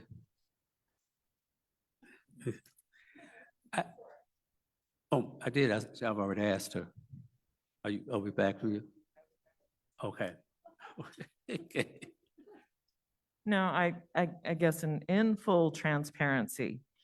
So there was some work, or there was an opportunity that board members had to kind of do 2x2s to discuss this policy after our last meeting. So if anybody had some thoughts about that, to kind of give some input, and in full disclosure, there were some things that conflicted with the time that I had slotted to meet with administration. So I canceled my opportunity to have, a sit down and to share thoughts because there were some more pressing things going on with the school division at the time. So I'm not sure that, I'm honestly prepared to weigh in on this. I mean, the only questions I had was when you look at the definition of the word entity. It does not, an entity could be a person. So I don't know if that was intentional to use that word and to leave it open for consideration, but again, I apologize to administration and to Dr. Gurley and the team for what feels like, again, we're prolonging this or having this conversation, but I almost feel like we need to just wait. Would that be a motion to table? I would, I mean, I don't know if we need to take action first on Ms. McKeever's motion. We do. I just had a question. I just want to make sure. So I heard Ms. Edwards, speak passionately about Lugo McGinnis. So is that name, will that name still remain? Based on the policy, Mr. Chair, we would be allowed to retain names of current buildings and facilities, buildings, all of those things, as long as once they go through the process to examine the names, they meet the vision, mission, goals, and values of the division, of the board.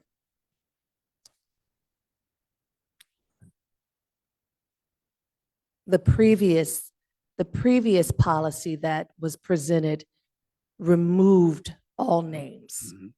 This is the change. To revisit. Okay, I mean, the previous policy was not approved. The previous recommendation, excuse me. Thank you. So are there any other questions? So I would really like to not continue this conversation for another board because we have been doing this for way too long already. I agree. I mean, it's fine if you guys don't agree, that's fine. But we got to move on. I mean, we have been talking about this for a very long time. Well, would you repeat your motion, Ms. McKeever? Okay, accept the recommendation of the superintendent, which is the policy, FFA, except for removing the line, no new facilities, rooms, or grounds shall be named after people. So. So just delete that, like put a line through that, but everything else remains the same. So facilities can be named after people by removing that line. That's what my goal is, Okay, yes. good, okay. So is there a second? Okay, who seconded? Okay, you did? Okay. All right, all in favor? Aye. Aye, all opposed? Opposed? No.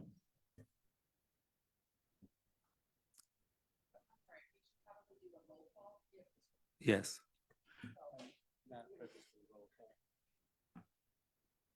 Okay, Mr. Bryant, Yes. Ms. Bryson Morseberger, Yes. Ms. Dooley, No. Dr. Kraft, Yes. Ms. McKeever, Yes. Mr. Morris, No. Ms. Torres. Yes. All right, thank you. Thank you. All right, we will now have items for discussion. Up first, we will have Dr. Odie with the 2024-25 Program of Studies. Thank you. Again, Mr. Chairman, members of the board, Dr. Gurley. Good evening again. Welcome. Over the past few months, I've worked closely with a dedicated team of staff members, including principals and coordinators, to enhance the program of studies for the upcoming 24-25 school year.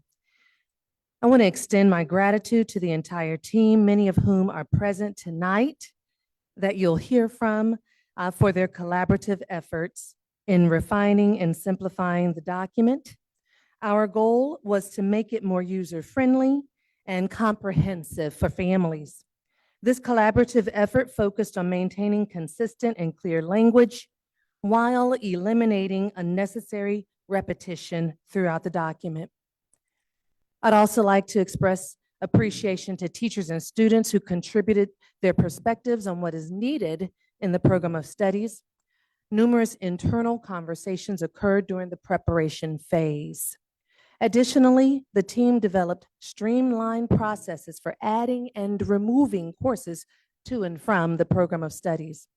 All of these efforts were undertaken to enhance efficiency and facilitate a smoother experience for all stakeholders. On this slide, you'll see that we've taken steps to align the program of studies with our new strategic plan.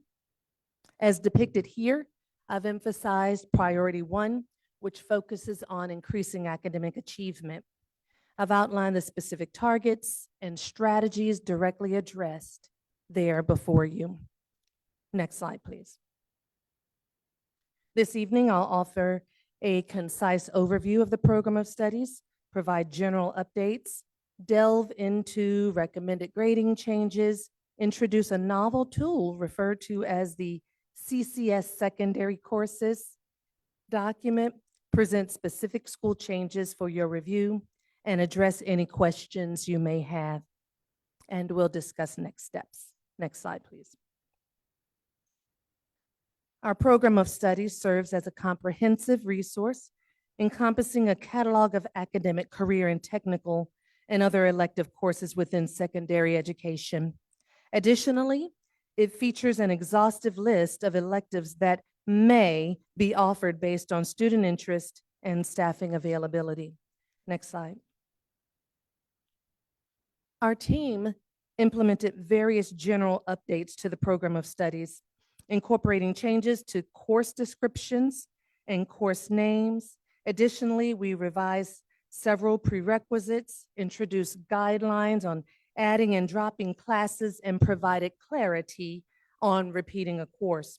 Furthermore, we streamlined the document by consolidating some courses, creating a more user-friendly resource for students and families. Next slide, please.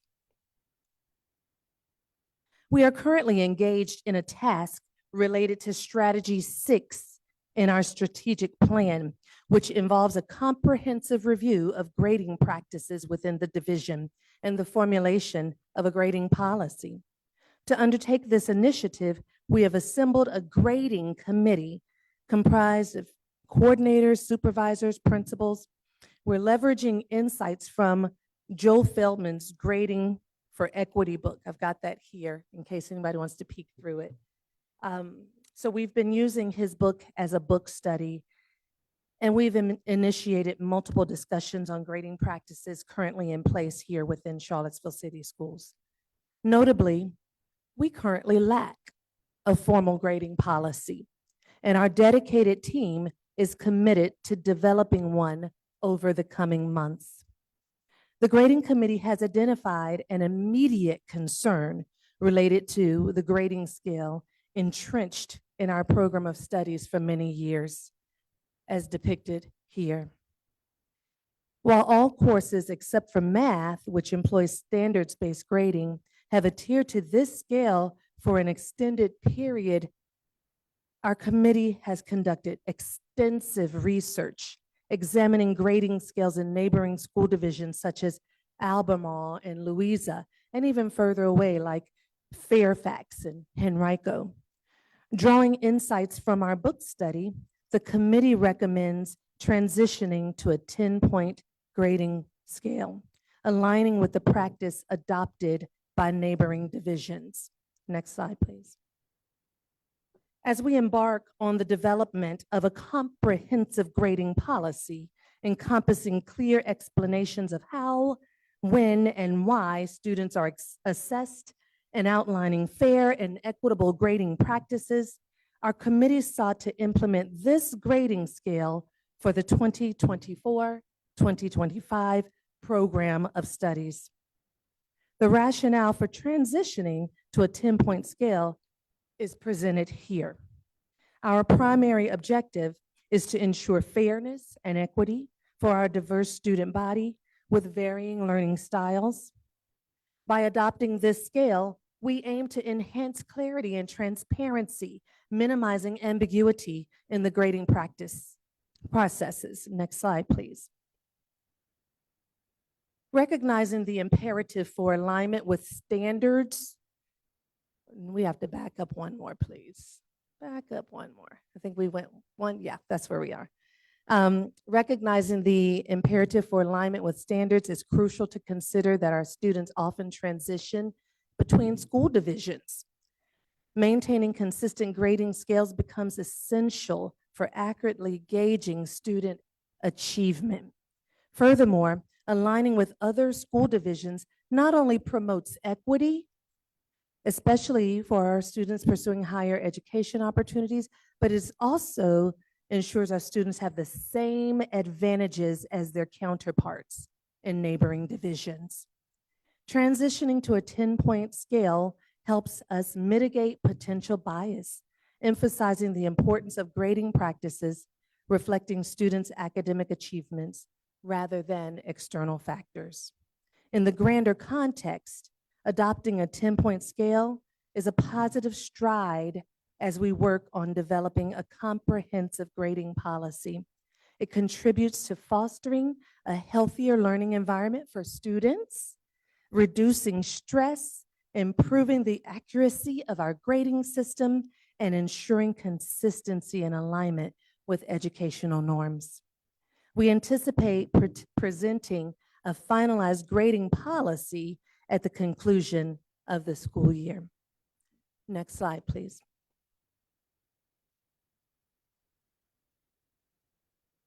The grading committee also took on the task of creating an easily navigable document outlining pathways for students, known as our CCS Secondary Courses document. Parents can utilize this document to explore potential pathways for their students. And I'll ask that you, if you could please click on the link so I can show an example there. All right, so if you're able to see that, we'll talk a little bit about science. If you look at the column, maybe scroll up a little, I'll talk about science. A parent, a student can view the progression for science.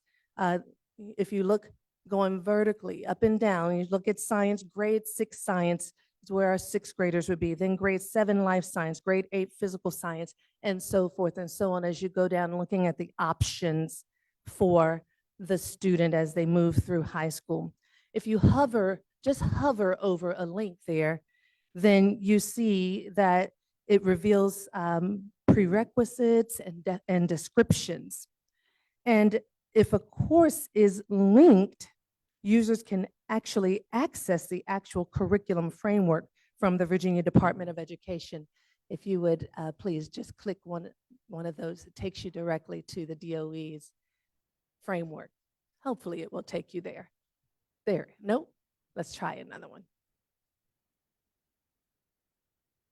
There we go. It's showing on this screen for some reason and not that one.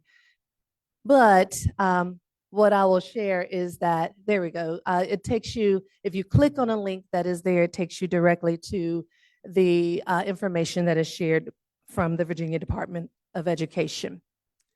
Now, if there is no link, it is likely because it pertains to a local course. It is not one that was designed by the VDOE. We believe this document will serve, if you can go back to the presentation now, we do believe this document will serve as a valuable resource for students and families. It is embedded in the program of studies, so families, as they look at the program of studies, as they're scrolling through that document, they can also find that link right there for them to view. Next slide, please. All right. At this time, we will have our principals come up to share their school-specific changes. We'll start with Ms. Thompson from Walker, then Mr. Jordan from Beaufort, Jason Bennett will present for the high school. Mr. Trotter is here, but there are no changes for LMA. He can come up and say that, or I can do that. That's fine. And lastly, we have Stacy Heltz here to talk about K-Tech. So we'll start with Ms. Thompson. All right, good evening, Mr. Chairman, members of the board, and Dr. Gurley. Thank you for allowing me to present about Walker's changes, and I will be quick because there are only 2 of them. Our first change is that we have officially included first and second year band and orchestra for our 6th graders as an actual course. Separating them into those classes has been standard practice for quite some time, but we're now formalizing that in the program of studies. And then our second change is that we've aligned our grading practices with those of Buford and CHS. It's our goal to establish a consistent grading scale starting when students are in 5th grade, so that before their grades actually count towards any sort of transcript or anything like that, they and their families are getting the same kind of feedback that they'll be getting from 5th grade all the way through graduation. And that alignment also includes adopting a standards-based grading scale in our math classes. So that's all I have for Walker. Do you have any questions? Okay, and if not, I will turn it over to Mr. Jordan. Thank you. Thank you.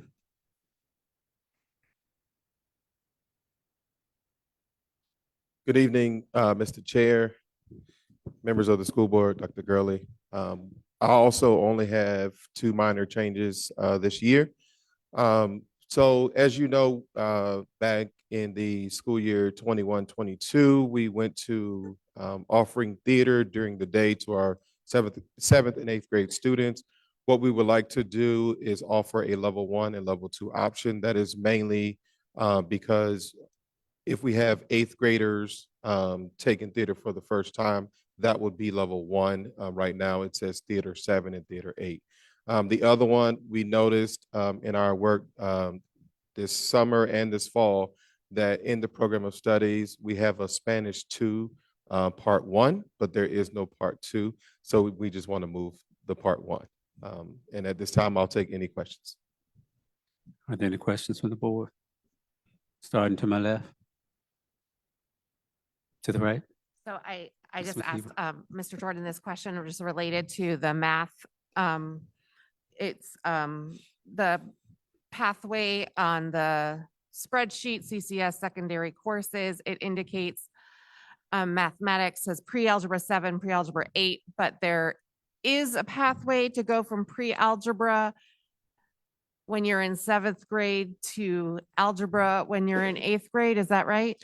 Yes, that is correct. So we do offer Algebra 1 to our 7th graders and our 8th graders. Any student who is in pre-algebra 7 can take Algebra 1 as an 8th grader. We do have, each year we work on the criteria for students to be able to take Algebra 1 as an 8th grader.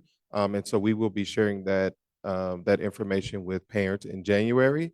And so students who meet the criteria do get to take Algebra 1 as an 8th grader. And those who don't meet the criteria, we do place in pre-algebra 8. Our goal is to make sure that our students leave Buford with a strong foundation in mathematics so that they can be successful here at Charlottesville High School. All right, thank you. Thank you. Mr. Bennett. Mr. Chairman, members of the board, Dr. Gurley, thank you for allowing me to be here tonight. For the high school, we've got more than just 2. We have one that we are adding, which is Unmanned Aircraft Systems 2. Last year, we added the first Unmanned Aircraft Systems 1. And by adding this, this includes us to have more CTE completers and provide a sequential elective at the high school for students that are interested in aircraft engineering and mechanics. Next slide, please. In addition to adding the 1 course, we are recommending the removal of these 4 courses from the program of study. The first, Concepts of Lab Science. The state no longer recognizes that as a science course, and so we are going to be removing that. Literacy Lab has unintentionally tracked many of our students over time, and students with disabilities will continue to be able to have access to that intensified reading instruction through a course of multisensory literary instruction. But now our students are receiving reading intervention and support within our English classrooms, which allows all students to have access to the honors level curriculum.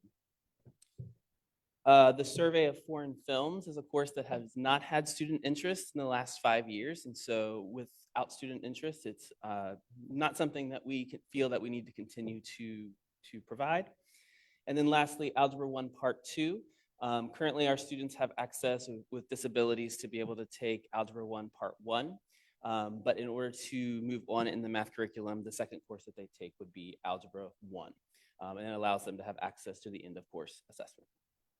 Do you have any questions? Okay, start to my right. Hi, my question is related to the unmanned aircraft systems classes. What is the programming that they are learning in that sequence? So it is a sequence within our engineering department. Predominantly, they are working on building and the utilization of drones and the future of where that goes within. I just want to with make sure we're technology. doing it in a like not old school way, like, Sure. and are they doing it, are they learning programming or are They they? are. Okay, it's not just like, it's meaningful? It is, yes. Okay. Because, I don't want it to be like, I want it to be, are they going to competitions with this? Is Well, that the goal? This was the first year for that. So I'm sure that if there are competitions, they would be interested in doing that. But it is, this is the first year with the course itself, and there's a very high interest in the course. Look, somebody Yeah. has come to save you. Hi, hello. Dr. Gurley, members of the board. So unmanned aircraft systems is a course. They are learning drone mechanics, they are learning manufacturing, and they're getting out and getting their FAA Pilot 107 remote certification, which allows them to actually get a job right out of high school with that certification and make really good money. And so the second one will be more comprehensive with the curriculum. They will be doing more map detailing. They'll be surveying, doing more pictures and editing with their drones.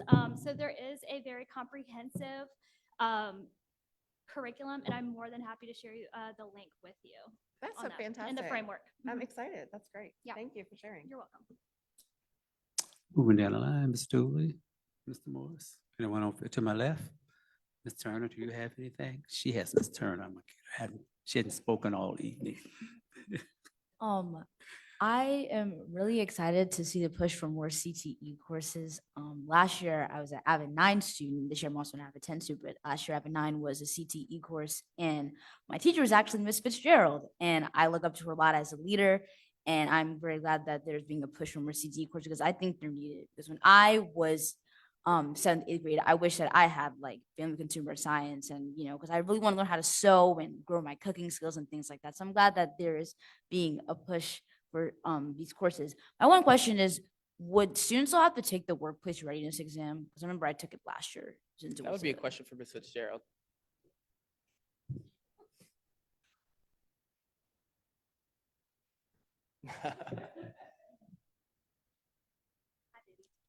What was the question? Would students still have to take the workplace readiness exam since it's a CTE course? With the unmanned aircraft? Yeah. Yes. So we offer workplace readiness for the entire CTE program in March. So it is a school-wide test that we offer to all of our kids, in addition to the FAA Pilot 107 remote certification. And they also do the college workplace readiness assessment plus the CWRA plus if they do not pass the workplace readiness or the FAA Pilot 107. Yes. Any other questions?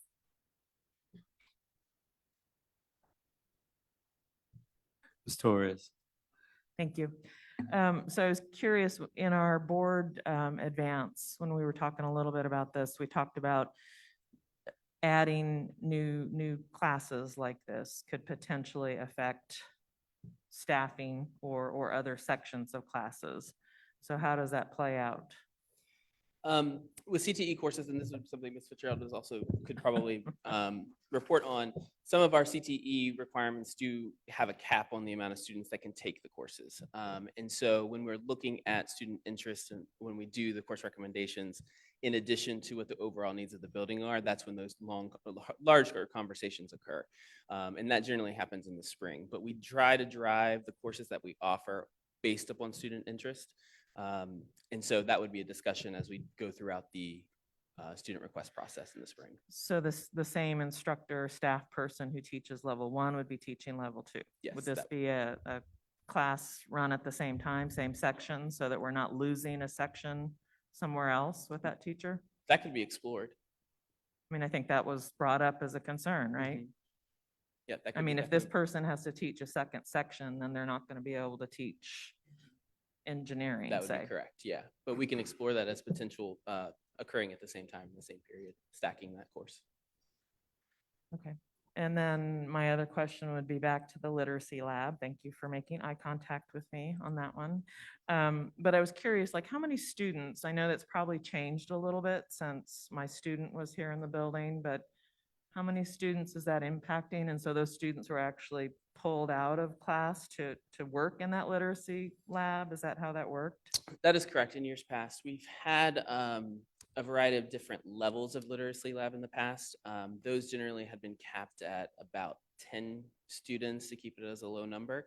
And the amount of courses that we've offered for literacy lab has changed from year to year. This year, we've not had any of those courses because we've shifted to provide that intervention from pulling those students out of an elective course or taking away a course that they could potentially choose to take to getting those interventions with our reading specialists inside their English classroom. But the amount of students, to get to your question, that could have ranged from 20 up to 60 depending upon the school year. So and then how many sections did you guys run for the literacy lab? For the literacy lab, it would depend upon the year. We've had upwards of 4, 6 years ago to 2 years ago. I mean, it would vary. And which staff, how was that staffed? The reading specialist. Okay, thank you. Dr. Kraft. Ms. Morseberger. I'd just like to add, it's nice to see more of the CTE classes being added to the curriculum. And this is the last time you all will get to hear me say this, but I am an HR professional. So I can tell you that like a lot of these types of CTE courses, things with drones, what do you call it, geographic information systems and things like that are really picking up. And you know, there's one path toward it, getting the degree, and there's a lot that you can do with the CTE courses and getting a job right out of school and going that route. So I just wanted to say thank you for adding more options for our students, different career paths.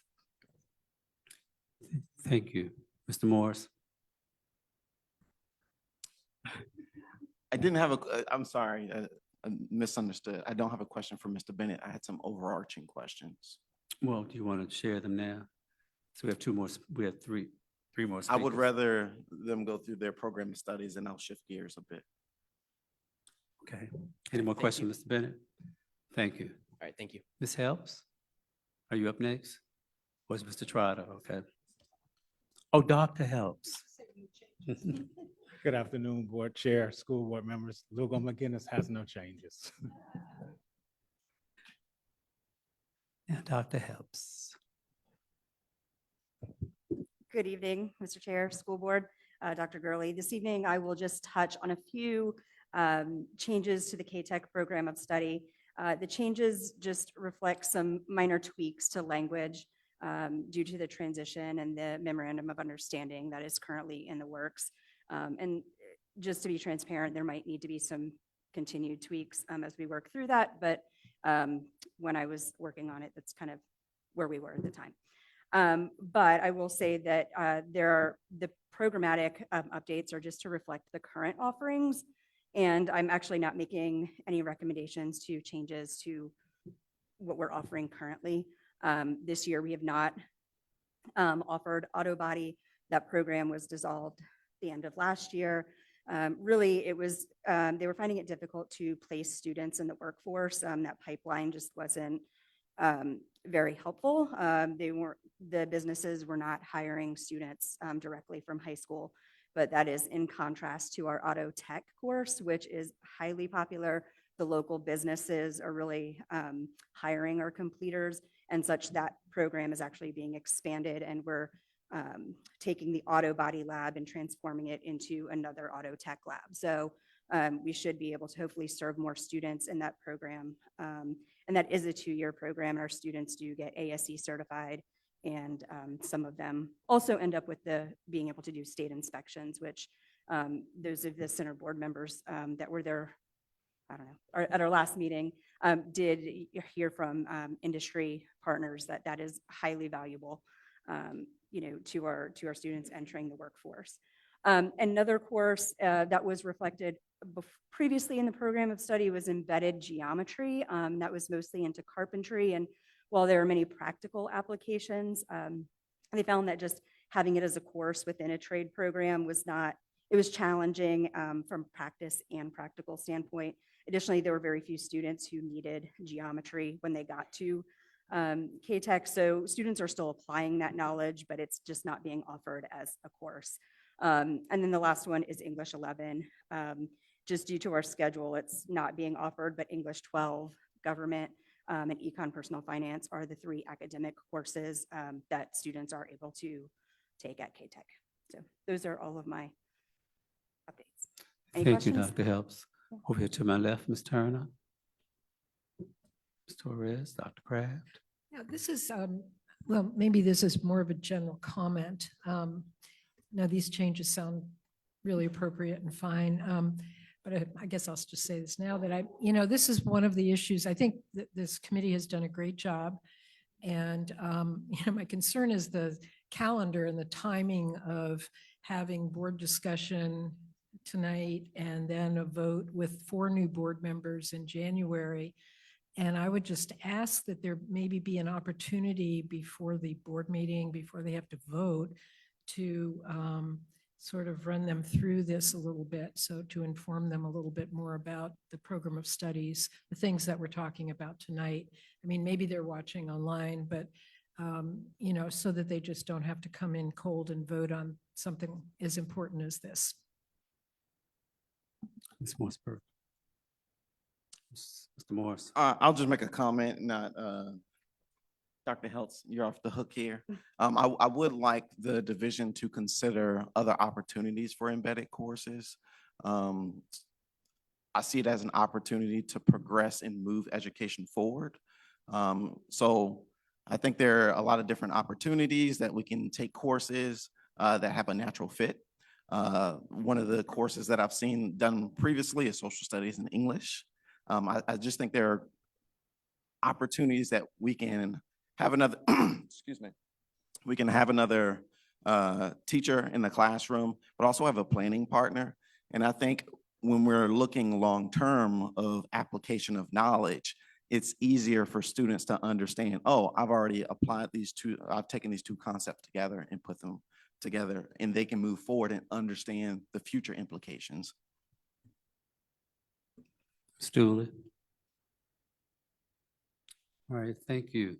Great job. Thank you to all of those wonderful folks that helped with the presentation tonight. And again, thank you to our full committee on the work that they have done to prepare our program of studies. At this time, we welcome any questions that you may have for us. Any additional questions that you may have. I do have a question. In the program of studies, we have a grading policy or grading scale. Thank you, Ms. Dooley. We have a grading scale, but we're going to have a future policy before the end of the school year. What are the implications of removing the grading scale from the program of studies? I will tell you that most policies that I've seen don't necessarily have the grading scale in the policy. It's separate, maybe in regulations. If you look at, for instance, at Albemarle's policy, the grading scale is not there. So we haven't had a grading policy, but we had a grading scale. So I think that this, if we remove it, the program of studies is approved before the school year, of course, in January typically. And so then that means that we won't have that grading scale embedded in our program of studies. I think my, excuse me, I think my hesitation with moving forward with the grading scale is it doesn't include the board's vision for a grading policy.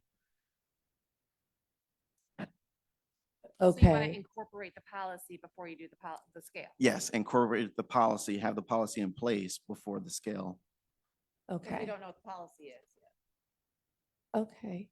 I would just like the board to consider, to think about what it would look like, and maybe, I don't want to expedite the committee, but I do think we need to have a voice from the board of what we intend or what our expectations of a grading policy before it all gets put into a program of studies and printed off and et cetera. And I think it could just create confusion. And I don't want the committee to feel as though they've done a lot of work and then at the last moment, we've decided to change it because we have 4 new board members coming in and we haven't had a voice yet in what we expect from that policy.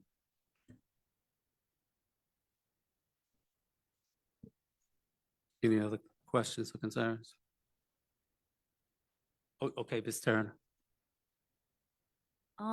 Correct me if I'm wrong, but I thought we had a grading policy. Like it was like you can have, or is that just in the schools that we have a grading policy? You probably have grading practices Okay. that the high school uses. Okay. 'Cause I We think, don't have a division policy, okay. and that's what we're going to work to create. Okay, because I think this started when I was in 8th grade, but like we're able to have like unlimited retakes on like any sort of test and or quizzes. But now that like actually makes a lot more sense, since not a lot of teachers, at least here, and even some of my teachers don't follow the grading policy that we have set in place. So that does make a lot more sense. So thank you. You have any questions, Ms. Torres? I do. Yeah, thank you. So just for clarification, Mr. Morris, are you speaking like strategic plan, equitable grading policy, or specific to this? I'm speaking towards the strategic plan. It calls for, It I have does. mine Yes, sir. floating around here Yes, sir. somewhere.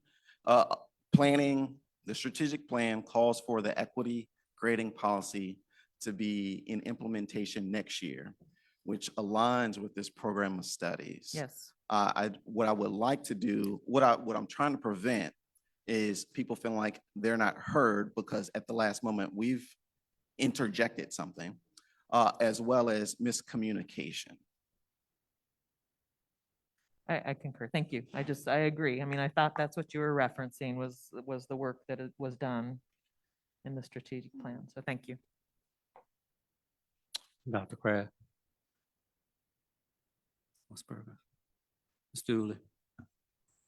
I welcome a conversation about grading. 100-point scale, when we only use half of it, drives me nuts.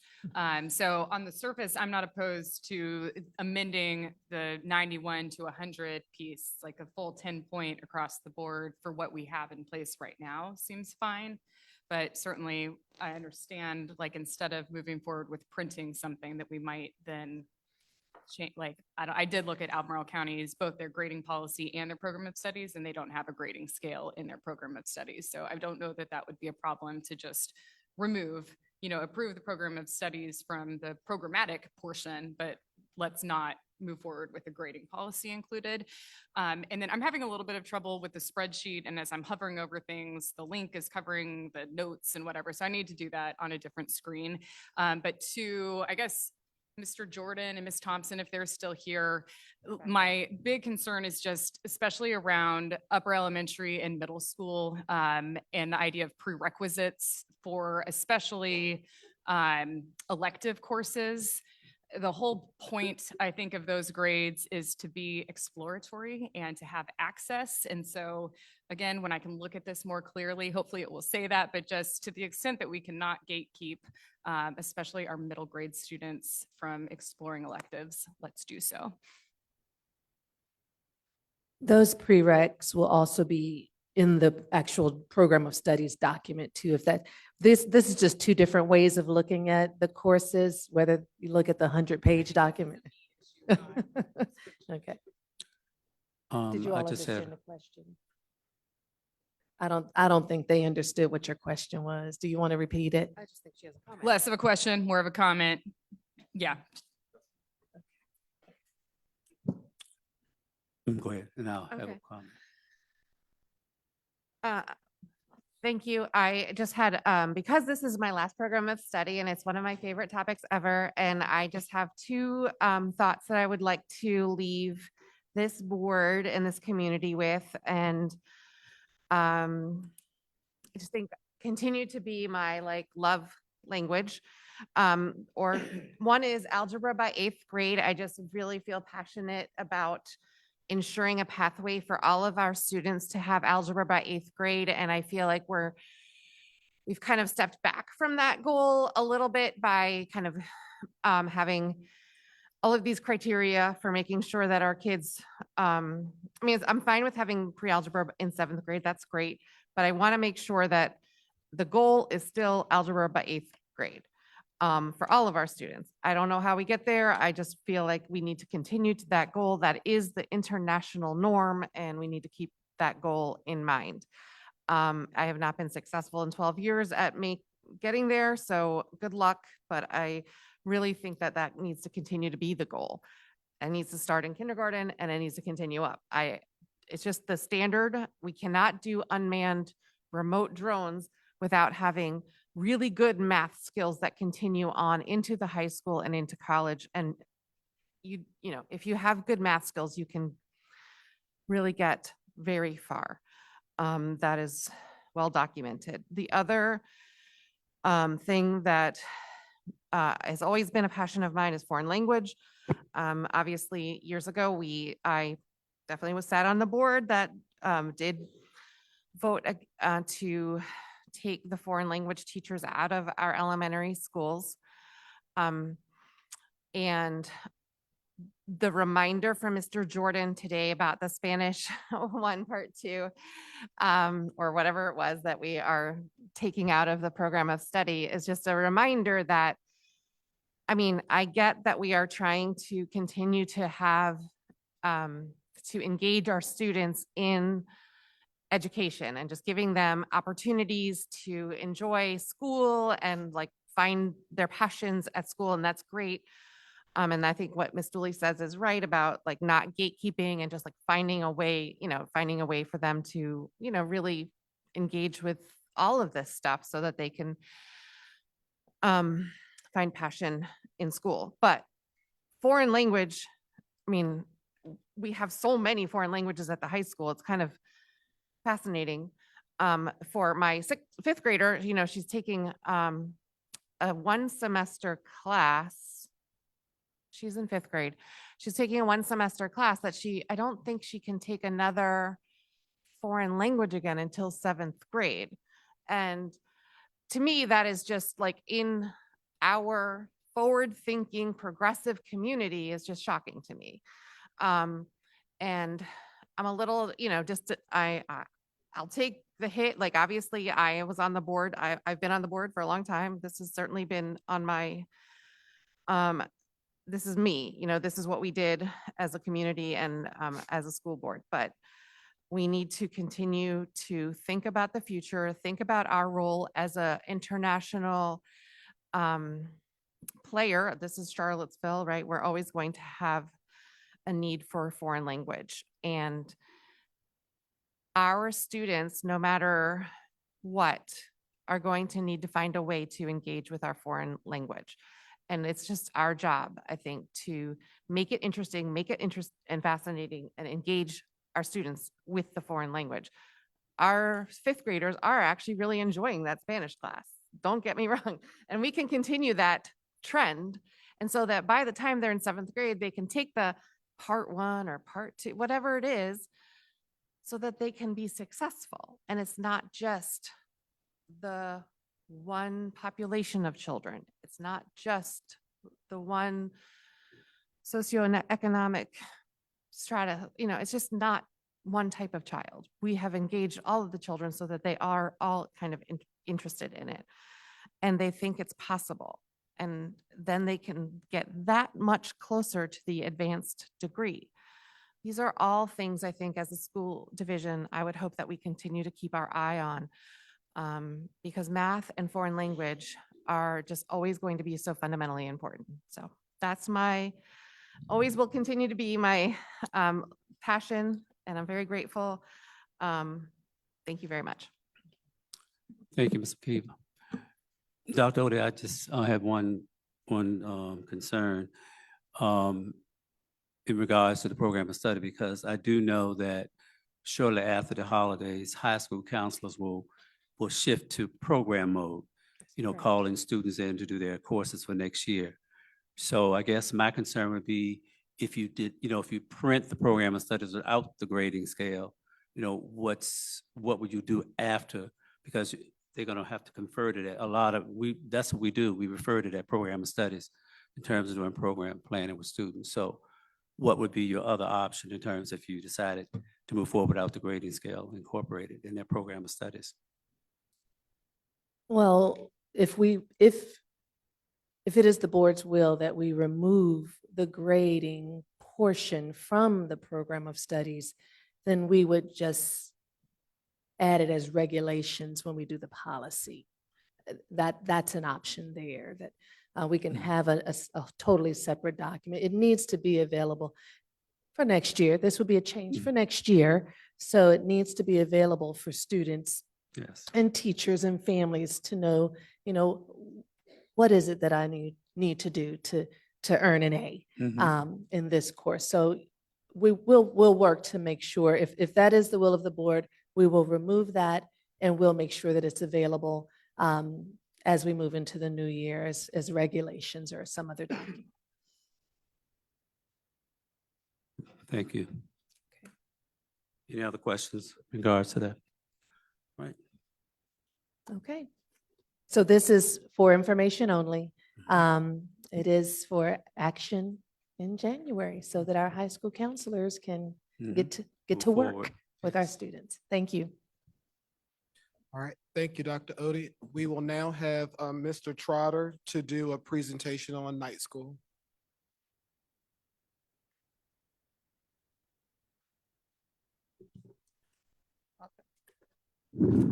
Good evening again, board chair, school board members, Superintendent Gurley. My name is Lamont Trotter, and I will be presenting tonight on our night school update. Welcome. Overview, I apologize. I first would like to start with a quick story of one of our students. On his way to school last night, to night school, he came in and he was a little fluttered. He was upset. And him and I got into a conversation, and he ended up leaving out the door, not because of my conversation, but because of what took place before that. Called mom, let mom know that we were concerned, wanted to make sure he got home safely, let her know we'd do a home visit to make sure he's back at school today.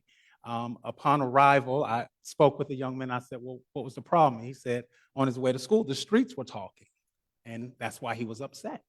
And so he was also upset with me because he knew I was coming to his house at 8 o'clock this morning and he had to get up to do chores. I say that because our plan in night school is to, one, make sure that students have a voice and to feel that we do care about them, and to equally know that we are communicating with parents to let parents know ultimately what our goal is for student success with our students. So I wanted to first open up with that. If we can move to slide 2, please. Slide 2 just basically outlines our strategic plan with our priority of increasing academic achievement. And with that, we will continue to address the particular targets and strategies that are outlined by maintaining the graduation rate. Even though our young people are coming from CHS, the goal is absolutely the same for them to mirror exactly what happens at night school as well. Equally, the target number 2 is for 100% graduating those students.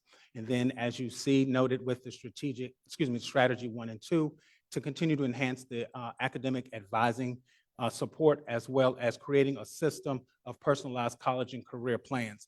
Ms. Phelps, our school counselor, will take the lead on that as students come into our night school program. That equally is aligned with what the school counselor has already done at CHS. Night school is a mirror of CHS, so we are talking and communicating with those counselors as students come into night school. Slide 3, please. Here you will see our program overview of why night school. Who are our students, which I kind of changed that. What is the profile of a night? Days and operations, our night school staff, as well as our student resources, instructional programming, and other related services, as well as next steps. Next slide, please. Why night school? Night school is equally important because we plan to do several things. One, we first plan to address the smaller class sizes. We want students to be able to maximize teacher-student engagement through discussions, peer groups, as well as projects. It's important because as we began our orientations, many of the students said they felt overwhelmed, they were in a bigger environment, and they wanted something a lot smaller. So we first want to make sure that we are maximizing class sizes. And then equally looking at setting the opportunity for students to have the opportunity to change. That's going to be a twofold environment. We want to meet students who need an environment that is less stimulated, and equally students having the opportunity to learn from one another, and as well as build relationships with those staff and students. And ultimately looking at our dropout as aligning with our strategic plan, addressing those students that may potentially be on the cusp of dropping out or over age and undercredited, and addressing those measures there. We also want to make sure that students that are at risk have the opportunity for counseling services and supports where they are able to overcome particular challenges. One of the areas of measures that we want to do is make sure, as it was outlined earlier, is by having those peer groups with possibly having Ms. Bianca Johnson come in to do peer groups, mediations, and things like that, should those be areas of concern. Next slide, please. So who are our students? We are looking at students who have not met the success within the academic setting. Students that, again, are on the cusp of dropping out.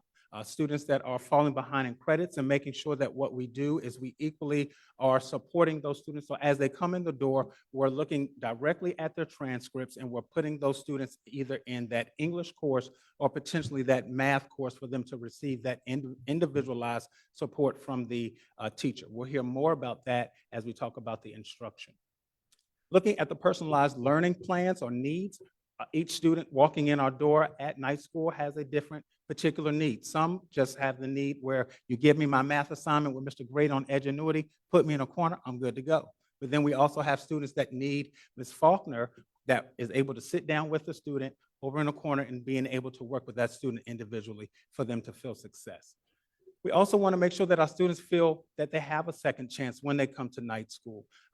Like the young man that I experienced yesterday afternoon, him making sure that at the end of the day that he comes back, even though the streets are talking, or that there has been a particular negative encounter with someone on the way to school, that he has that second chance to feel successful. Next slide, please. Here you will find our hours of operations. We have already began night school, and we are honing into our second week. And so we are Monday through Thursday from 3:45 to 6:45 at Lugo McGinnis. Next slide, please. Here you will find the staff that currently supports night school. I would just like to plug that these staff members are working at 2 of our other locations, and they're coming over at the end of their shift. And so here you have those outlined. Next slide, please. And that's just a picture of our team. I do want to highlight 2 of our staff members that I know are in the building, Mr. Patterson, as well as Ms. Williams is in the building. And you also heard from Mr. Grady. And so this is a stellar team that we are launching and loving on kids over at Lugo McGinnis.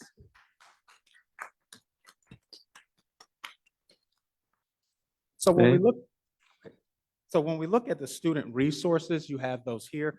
We are working very much in depth with Ms. Sarah Morton with our Virginia Career Works. And so what we want to do with that particular program with our young people is address several objectives that that program has outlined. And that is to provide an emphasis on equipping students with those particular soft skills so that they are able to navigate in those workspaces, and as well as focusing on adaptable skills for diverse workspaces and having a level of accountability for various metrics.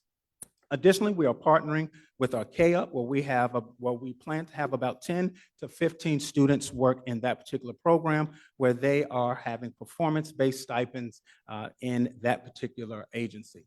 We have our Hooroo program that also supports us at LMA during the day. And so that is where we have one of our representatives to come to speak to our young people, not only about financial literacy, but also about mentoring, having the correct attitude when confronted with negative behaviors. Next, we have our Rise Above, which is a trauma-informed social emotional learning program. And that particular program is driven through Region 10. And so we are working with all of these particular student resources to make sure each one has the necessary assets to be successful.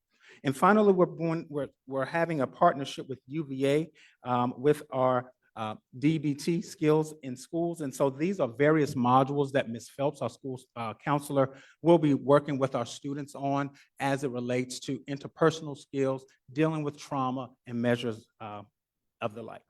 Next slide, please. So our instructional programming, as mentioned earlier, is very simple, but yet complex because each student is different. We're continuing with that face-to-face instruction that is paramount. We are, again, capitalizing on the edgenuity portion there. And we also have Ms. Faulkner, who is working with our students with disabilities. I would just like to say that with our particular students, we are still following each particular education plan, making sure that goals and objectives and measures are supported there as we work with our particular students. We want to equally lean heavily on project-based instructions where students have the chance to show us what they know in that aspect. Next slide, please.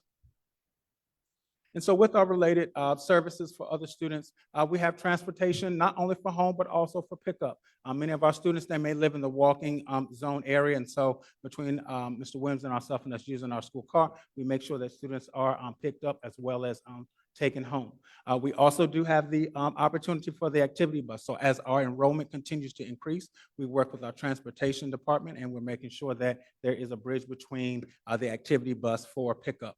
We do have hot meals Monday through Wednesday, but not only that, Mr. Williams and myself are also diligently working in our kitchen to have and provide lunches as well with our staff and things of that nature. And so we do have cold meals on Thursday. Next slide, please. And so what are our next steps? We will continue to identify those students who benefit from the night school program. Myself, working with the high school here, the ultimate goal is that we have a soft handoff. So I'm coming over to make sure that these young people have a name with a face. So when we get to the table for orientation, mom and student potentially already know who those faces are. One of the positives is that the staff that is working at night school, as the students transition from the high school, they will already know many of our staff, Mr. Patterson, Ms. Williams, Ms. Holly. And so that equally is a bridge that helps with easing any tension, any concerns that occur. We are going to continue to monitor each student's progress through that learning plan, making sure we're following the alignment of credits as well as what each individual plan is accepted. And finally, the consideration of expansion possibilities, and I'll say this word 3 times, location, location, location. So as we expand, we will continue to be at the support of the board. Next slide. Are there any questions for night school? Thank you, Mr. Trotter. Okay, I'll start over here to my right. Ms. McKeever, I think I went left the last time. Ms. McKeever? Yes, ma'am. Thank you. Ms. Dooley? I'm at the risk of redundancy. Thank you. You know, I'm just really happy to have another avenue for students to help students find success and the possibility to have a place for students where we can intervene before they're really hitting the depths of not being successful ma'am. in the traditional comprehensive setting. And so, I think our ultimate goal would be to have this kind of program available to every high school student. But until we have all of the funds to do that, Yes. I think this is one step in the right direction. Yes, So thank you, and please convey my thanks to your team Yes, as well. ma'am. Mr. Morris. Mr. Morrisburger. I'm going to be redundant. I would just like to say thank you for what you're doing. You are boots on the ground, cooking, making meals. And I don't know if I mentioned this before, I borrowed a spot in you all's parking lot for an event. That's fine. And when I knocked on the door to ask, everyone in the building, like the people I saw, everyone was happy. The kids are happy to be there. And it was just a very welcoming environment. And a lot of kids, we keep hearing go there and they don't want to go back, that they enjoy it so much. ma'am. So thank you for being here. Thank you. Yes, ma'am. Dr. Kraft. Yeah, I'm excited. I'm so excited to see this being launched, and and I'm excited for opportunities for expansion. And so this is sort of, I was trying to get a sense of, you're doing so much, and there's so many services, and it's like 3 hours a day. Yes, ma'am. I wanted, could you maybe just give us a sense of what is, if a student comes, what would their 3 hours be like there? Yes, ma'am. So student arrives and they go directly to their particular core courses, which would either be the English or the math with a particular content teacher. There, they have 45-minute sessions, and then they would switch classes then. From there, we would have our lunch, which would be considered our break for about 20 minutes. For that afternoon session, students right now would go back just for additional supports. What we are working on is adding those additional two social sciences and sciences as well. We're looking at kind of an A-B, 1 week science, 1 week social science, to make sure that they're getting all of those particular core. And then we close out our day with what we call is family time. And so we come back around to the conference table, because we're small right now, and we talk about exactly what the positives were today, not only with the staff, but with the students, what we expect and look forward to tomorrow. As our enrollment increases, the goal will shift that to the gym. One of the activities that we are working with is with our hospital education system program to provide stockings next week with gifts and things for our students. So not only do we want the aspect of the instruction, but we also want them to also feel that community partnership and giving back as well. And if students need some one-on-one counseling or something, when would that happen? Yes, ma'am. So we have Ms. Phelps, our school counselor, that is on site. Many of the times the students, for those that have visited before, go directly and they chat with Ms. Phelps on the onset of the day. Should there be students that may need counseling, or there may be turbulence within our campus, not only do we have our staff, but equally Ms. Phelps is there as well to provide any mediations and or supports there. Yes, ma'am. Stories. Yes, thank you. Mr. Trotter, I think Dr. Kraft asked a little bit, but I was still curious about the student resources that you listed. All sound wonderful. So how are those folded in? Are those folded in within those 3 hours, or are those resources making contact with students during the earlier part of the day so that we can support them better? Are those students supported, I'm assuming, with like KIP internships? They're out in the community doing some work. And then also, could you give an example, or have you got to the point where you're bringing some students into this night school setting, and then are they transitioning back to CHS, or what is the plan for that? Yes, ma'am. So to answer the first question, the student supports will occur basically on Thursday.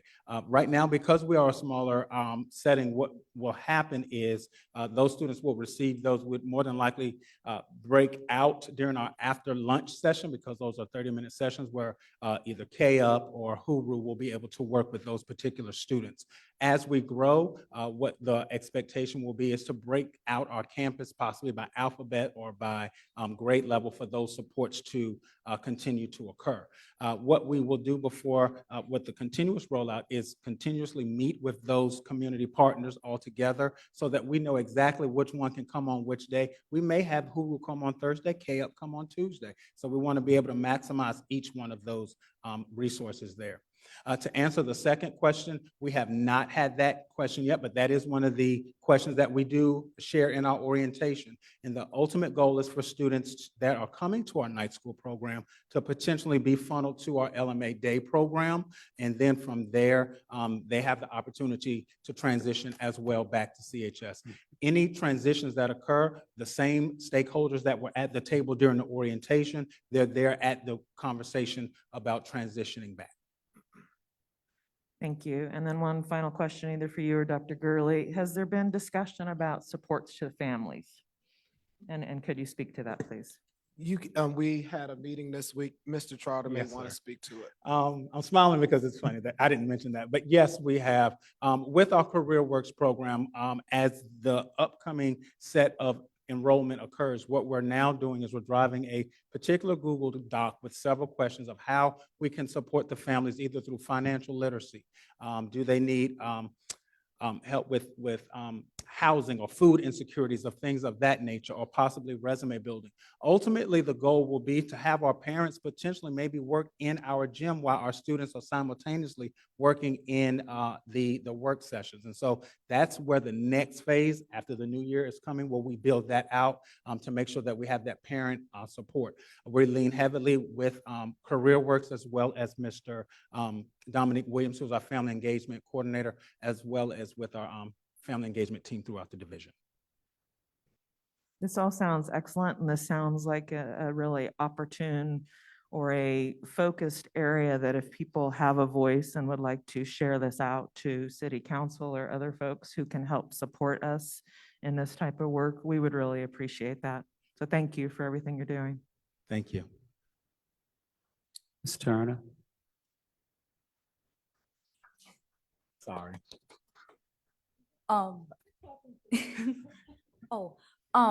Thank you again. Thank you so much. This was amazing, and I can just see the time put into it. I'm just so glad that you're providing for the students who need help, because some of the students who need help are peers who, go to CHS, and I'm just really happy. And I'm also really happy for the staff. A lot of people on the staff were some of my teachers, Mr. Grady, Ms. Brown, Ms. Williams. Mr. Grady was my Algebra 1 teacher, and he stuck with me to the end. I was never that good at Algebra 1. Ms. Brown, really the whole reason why I can write as strong as I can today. And Ms. Williams was my English teacher, my 9th grade English teacher. And my English was very crazy, but when she came into the building, just got our class right on track, and it was just an amazing year. So I am very happy that this is I'm just really happy. Just thank you so much. Thank you. Thank you, Ms. Turner. Mr. Trout, I hadn't had my say. Sorry. I do intend to stroll around 11th Street to visit. Yes, sir. That is a promise. It sounds amazing, but me being a visual learner as I am, I'm coming to see for myself Yes, sir. what's going on around there on 11th Street. I Yes, sir. can't wait. Yes, Thank sir. you. You're welcome. This is amazing. Thank you. All right, next we have Dr. Gurley, CHS Safety, Security, and Climate Update.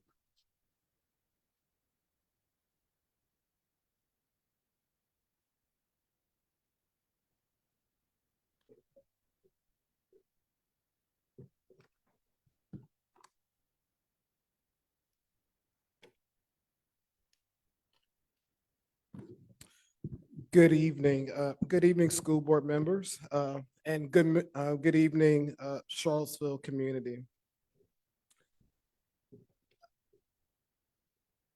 Baked into our small city are many things that divide people. Some of them are very painful and run very deep. But Black Knight pride runs deep too. Over the years, Charlottesville High School has often been a beacon of shared light. It is a place where opportunities for excellence in education span these divides. Recently, though, I bet almost everything you've heard about Black Knight Nation has been shared with a frown, a head scratch, or a sigh. CHS belongs to all of us in Charlottesville, and as your superintendent, I want to speak not only to the school board, but the broader community, about how we got to this juncture and where we are going. I made the decision to cancel classes at CHS on Friday, November 17th, because we didn't have enough teachers and substitutes to safely staff the school. On top of normal staff absences, plus 6 staff vacancies, that day, about 10 additional teachers called in sick after a recent number of student fights. These teachers wanted classes canceled to make time for teachers and administrators to reset the culture at the school. Let me tell you more about the culture that needed to be reset. At CHS this year, there have been 6 fights that became large and unruly enough that we had to call CPD. There have been 16 additional fights that involve 2 or 3 teens and were resolved quickly. In total, these 22 fights involved 46 of our students. How did this happen? Perhaps more to the point, how did your school leaders allow this to happen? This fall, to address these challenges, my colleagues and I in the central office were working on long-term solutions for CHS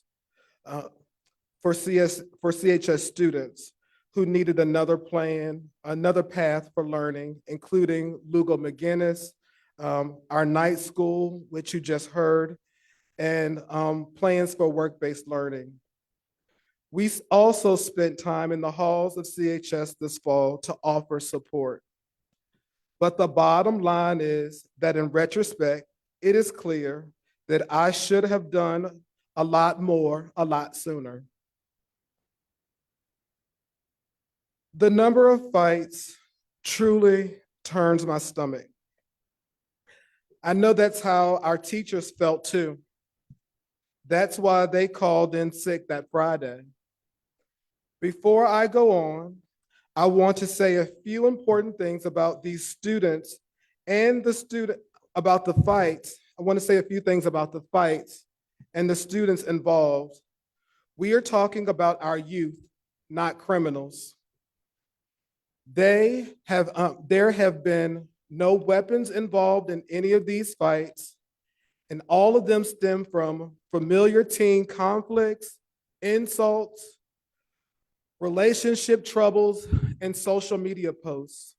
We've seen boys fight one another, and girls fight one another. We're talking about mostly 14 and 15-year-olds with a lot to learn about how to resolve their differences. Fighting in school is unacceptable, period. And it is up to us, the adults, to make that clear. These are our children, and they need our guidance, our boundaries, and our unconditional love. Only with the support from us can they find a new path and reach their fullest potential. Students who need another educational path has been the focus of my superintendency since I arrived in Charlottesville 2 years ago. Our schools are only as strong as our weakest points. In closing the schools, we face together what those are. I will provide a summary here of the main underlying issues our staff identified. There's also a comprehensive FAQ up on our website now, including discipline data and a new dashboard tracking student behavior. This is what we have to own and fix about our school community. This is what we have to own and fix for our school community.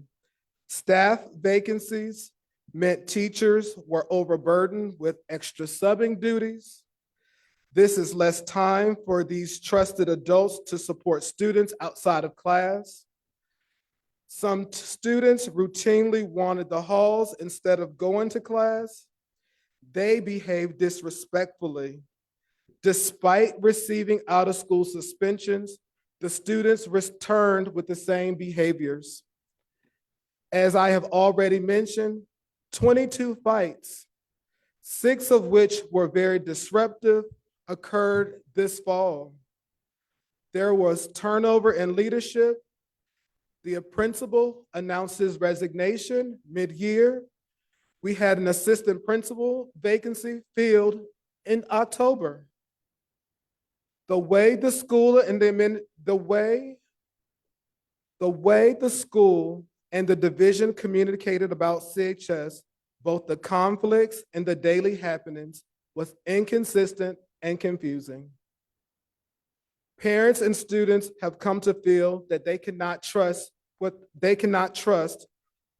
hear from us. The board and I closed CHS for an additional 2 days before Thanksgiving so that the staff could come together on a plan to address these issues. Since returning from break, we are seeing some early signs that we are turning a corner. I will provide some examples of what I mean here, and I will direct you to our website for a full FAQ. One example of early success is that we have infused support from the division staff and community volunteers acting as extra hall monitors. Now, most wandering students are either back in their classroom or in discussions about alternative learning options. I don't have to tell you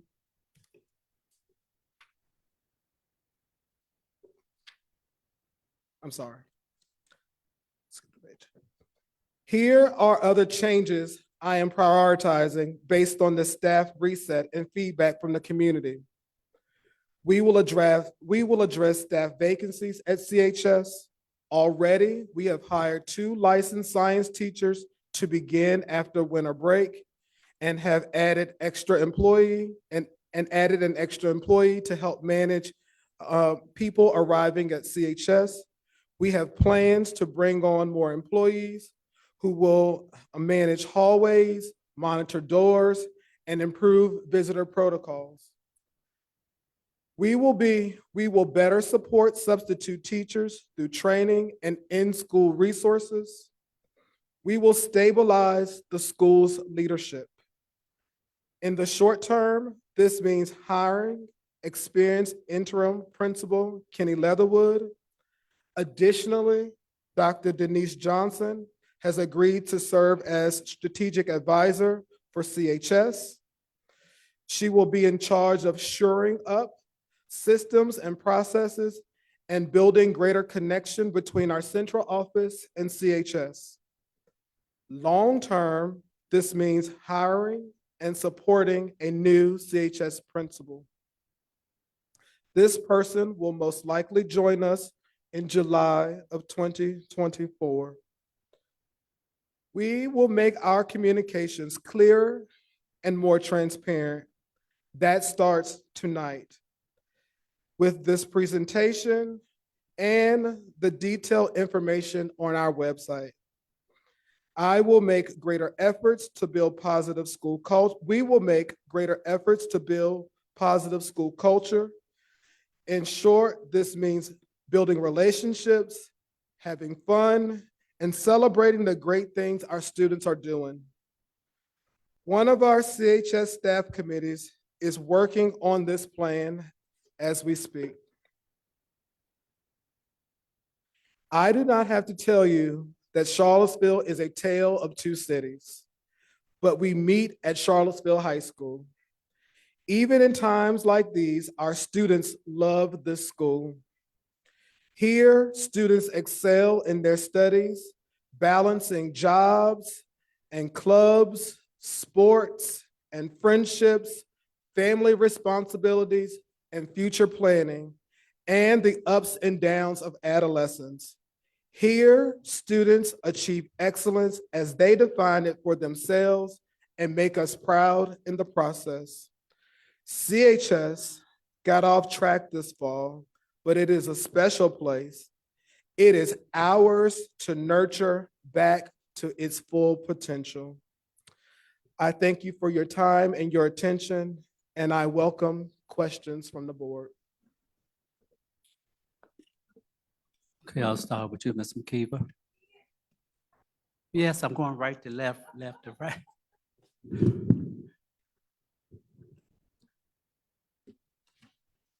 Okay. Gonna look at Mr. Jaffe's comments and see if we did all those things. Just joking. Thank you for, I am just struck. I've been very out of the loop, of course, for 6 weeks or so. So thank you for that amazing statement and accepting responsibility. I really appreciate that. I know that you take all of this so personally. So I appreciate the work that you have to put into it and your team has put into making, trying to right the ship and listening to our community in the meantime. The one thing I wanted to say was that you have been here such a short time. You've been here such a short time, and what you have said in this statement is just,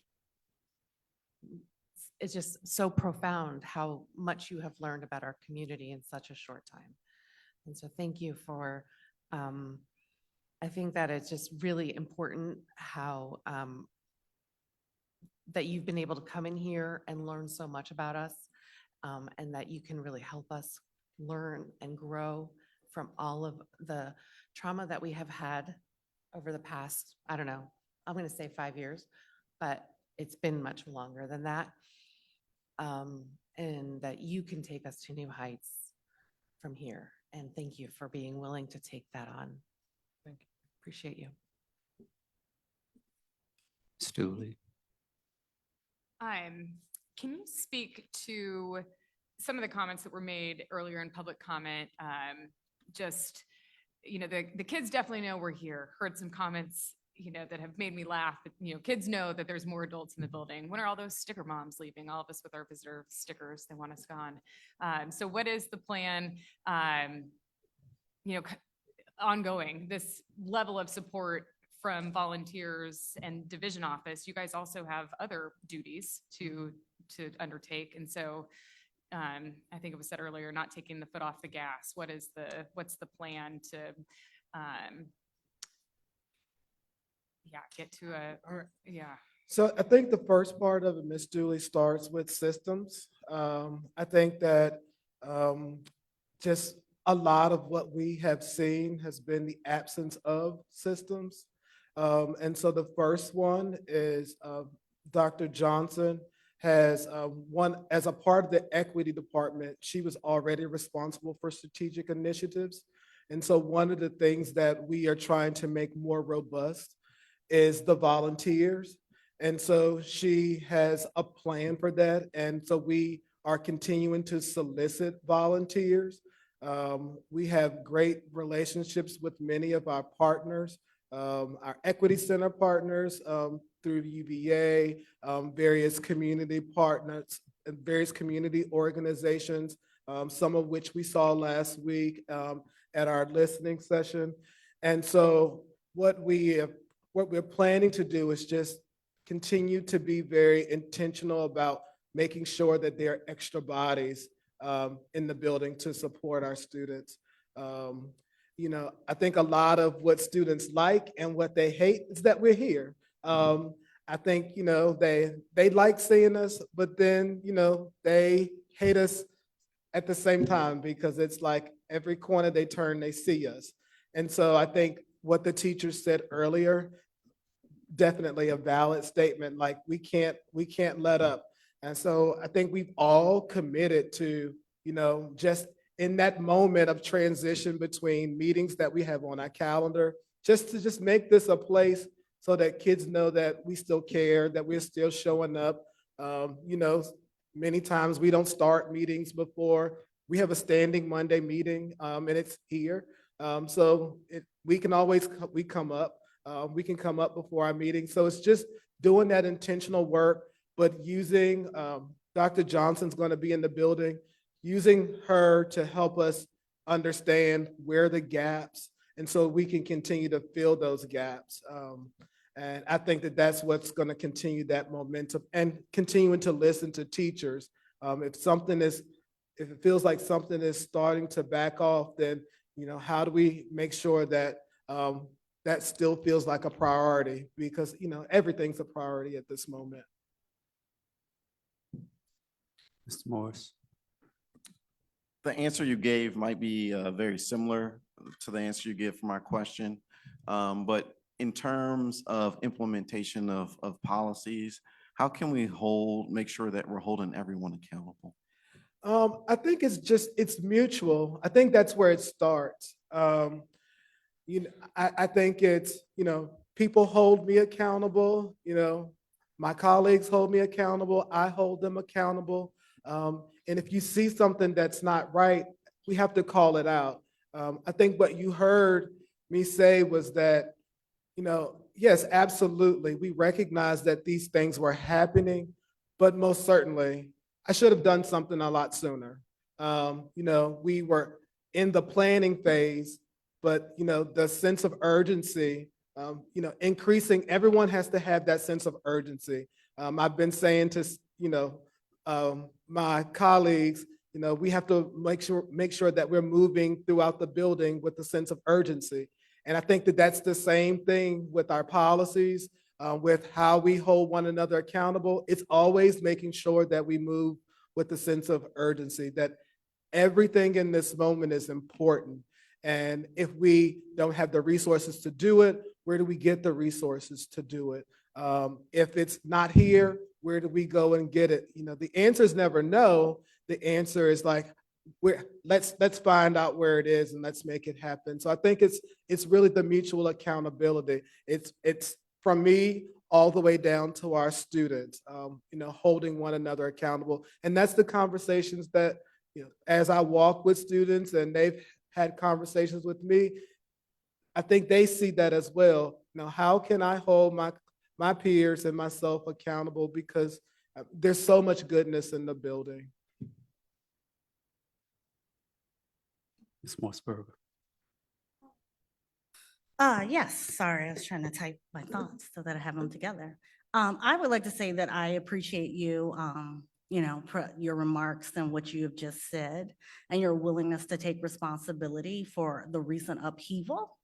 But I would be remiss if I did not counter and push back a little bit as a mom, as a member of this school board, as the mom of a student in this division, I meant to say, and as a member of this community, that all roads and all the sources of all the problems do not lead back to you and to this high school.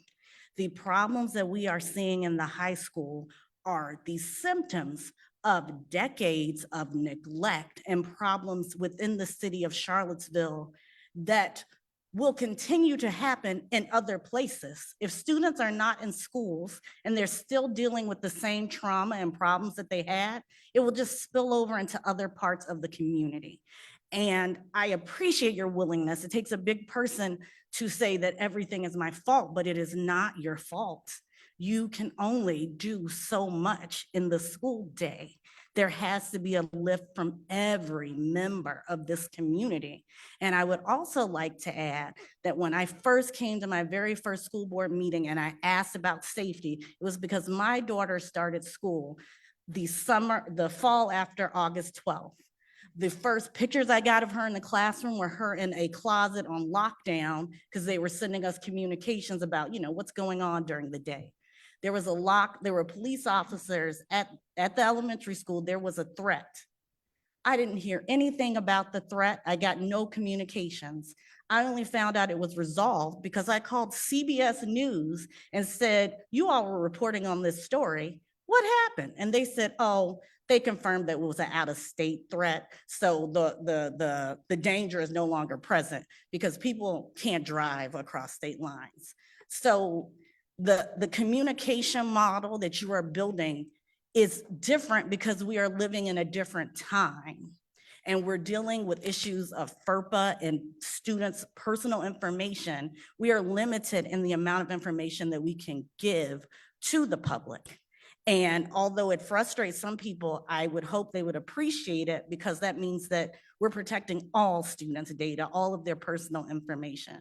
But I'm on a rant. I just wanted to say that, thank you, but you are one person, this is one division and one administration. You can't fix all the community problems in this building in the hours of the school day. And if the community thinks that this will solve all the problems, we will be back here in however long, the cycle goes. I appreciate you. I have faith in you. Contrary to any notes that are sent and anything's written on Post-its during listening sessions, I trust you completely with the safety of my children who are in the school system. And I thank you for your service. Thank you. Dr. Kraft? Yeah. Gosh. And I also thank you. And I just think it takes a lot to, take in what you've taken in from this community and to really tell us sort of what a reset really means. And I believe that you really mean it on all levels. You did say, Charlottesville is a tale of two cities, at least two cities. And they do meet here. I mean, my kids went here, a while ago. Some of these things were happening then, but I think it's also different now. I think things in our whole country are different now. There's a different feel. There's a different level of, animosity and polarization. And there's so many, dynamics that I think our kids, all the high school kids from the city come here and they bring it all with them. There are just so many things. There's social media. There's just a lot of things that are making their lives really traumatic and difficult. So yes, this place needs to be a holding place for them all. They need to be loved. They need to be taught. And they need to be kept safe, all of these things together. And it's a really tough thing to do. I'm really glad you mentioned systems.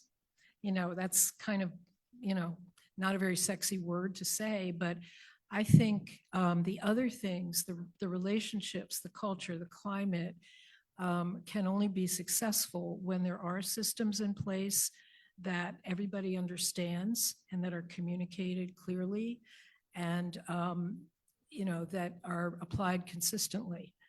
And I think with that baseline, we can do the other work that we need to do, and the teachers, will feel like, they're being taken care of as well.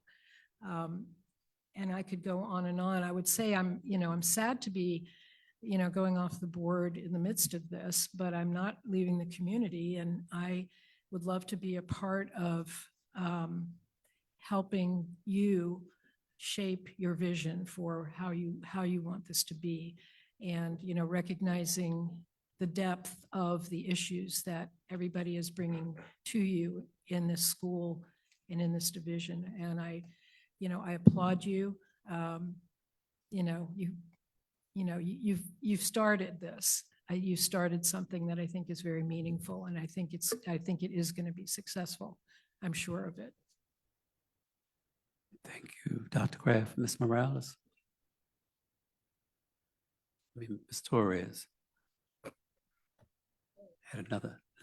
Ms. Torres had another. Yes. Mhm.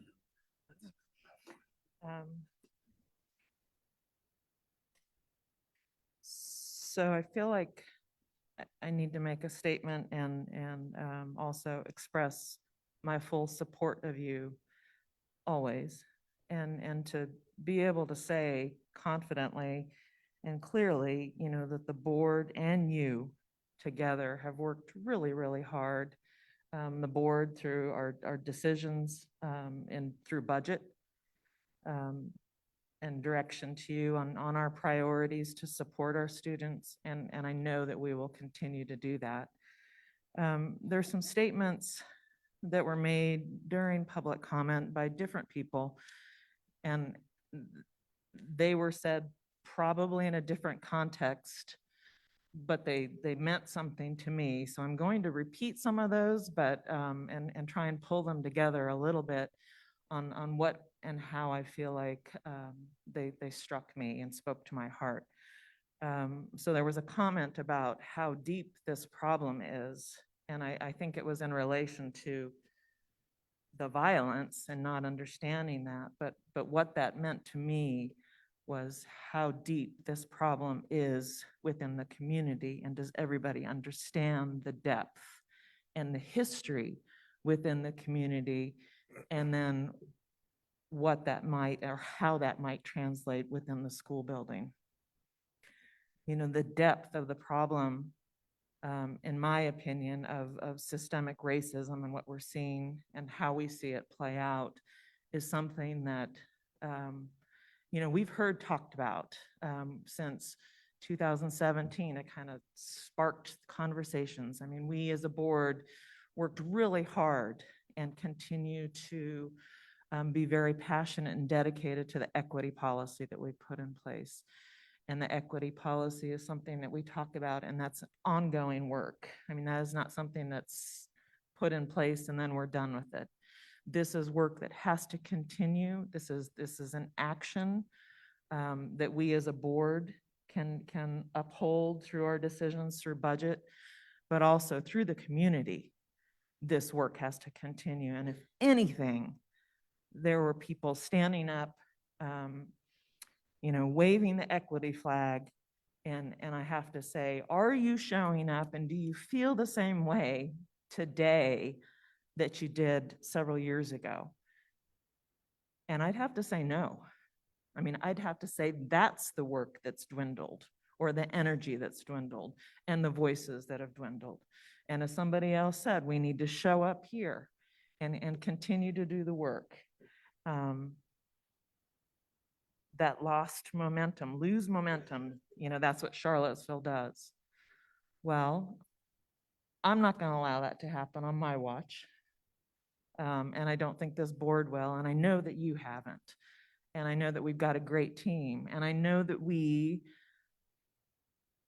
as a board, and for the sake of the community, I have to tell you, and I hope I'm not offending any other board members here, the hardest part of this work that I've done for the last 6 years is to sit through those disciplinary committee meetings. I mean, it is gut-wrenching, and it sucks my soul. I am totally depleted, and we work and have worked so hard to uphold the student rights and responsibilities, but we show up in those meetings and we work, and we have worked for hours with a single case and family to try and see what they want, what their goals are, how we can support them. And that's the work that we do. And that's the work that this community needs to do in whatever way you can do it. But everybody asks, and I'm making the statement, that's the work that we do behind those closed doors. And that's the work that I am committed to doing. And that's the work that I know Dr. Gurley and his team is committed to doing. And we have charged him since day one. And we have been saying, we need more options to support these students. And that's what we are seeing come to fruition right now. And I continue to support you in that. And I appreciate you. Thank you. Ms. Turner. As a student who goes to CHS and who like experienced what happened in November, I was actually on a field trip. I was out of state, actually, North Carolina, when everything happened. So when, got the news and stuff, actually I was on the way to the bus, but I didn't really know how to feel because I've never been through anything like this before, and it's only my second year at the high school, so it was kind of odd. But I just hope that in the years to come, and even after I leave CHS and when I graduate, that the school will still have the support that it needs, and that's the support that I look at the support that it needs, the support that it deserves. And because every child has a right to an education, every child has a right to learn, every child has the right to be able to graduate high school and to see their dreams and their goals to fruition. And something like this shouldn't hold us up and shouldn't stop us. And so yeah, that's it. Just thank you. Thank you. Dr. Gurley, I do appreciate, and I'm not going to do a long speech. I'll do my farewell speech at the end. I do appreciate you sharing with us your thoughts and your vision as to how we reset and move forward. I remember sitting in on a workshop, and the thing that I remembered most about that workshop, the young lady said, there are two things that students are going to do when they come to school. They either are going to unpack all of that stuff that's going on in their communities and leave it at the door, or they're going to leave it at the door, or they're just going to bring it in with them. They're going to unpack. And that was very, very, it was a powerful statement, because a lot of students do bring what is happening in our community into this building and into all schools. Others are able to regulate it more so than others. And I, as a teacher for over 40 years, 29 of those years in the Charleston City Schools, working most at the middle school level, I saw and worked with all types of students. We've had these issues before. Pairing, the racial unrest in the late 1960s. But somehow we were able to overcome, reset, and move forward. This is another one of those challenges. I know and have worked with many of these teachers at Charlottesville High School. They work diligently to ensure that all students have a fair shake. And I do agree with Ms. Torres. We sat in those meetings for hours, all of us, trying to figure out in those discipline hearings, trying to figure out how we're going to wrap around services for these students. None of us are saying that we know that they have broken the rules and that they have to be disciplined for their behavior. But also on the same breath, we also have to understand we just can't throw these kids away. And so we have programs and mechanisms in place to ensure that these students are going to be successful. And so I admire you for standing there and telling us what your vision is moving forward. And I think the community needs to understand that this is a challenge that is not only unique to Charlottesville, but it's nationwide. But we here in Charlottesville City Schools, we are committed as a board, even though most of us are going off, we're committed to ensuring that all students, regardless of what side of the tracks you live on, will leave here with a diploma and with a graduation plan in place. That is extremely important. So I do thank you for that. Thank you.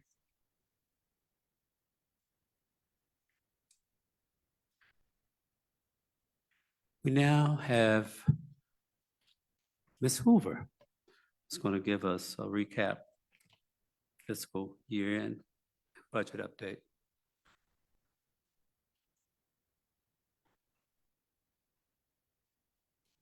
Good evening again.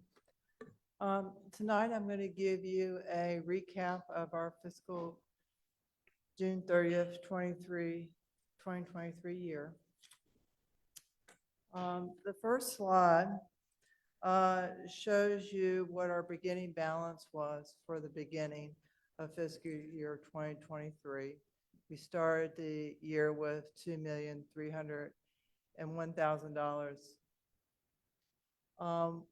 We had a good year this year, contributing to our ESSER reimbursement funds. We increased our fund balance by $4,522,395. And so we ended with increasing our fund balance to $6,823,823. And as you know, at the October school board meeting, we authorized, or the school board authorized to disperse to the city for designating for the preschool project $1.5 million.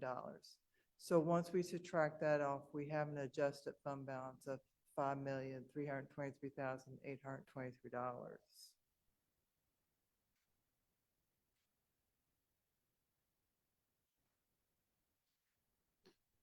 Per the gain share agreement, we sent to the city a check for $4,422,395.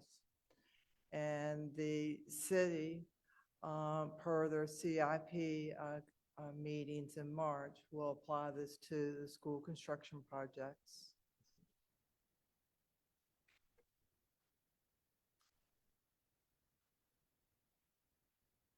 No.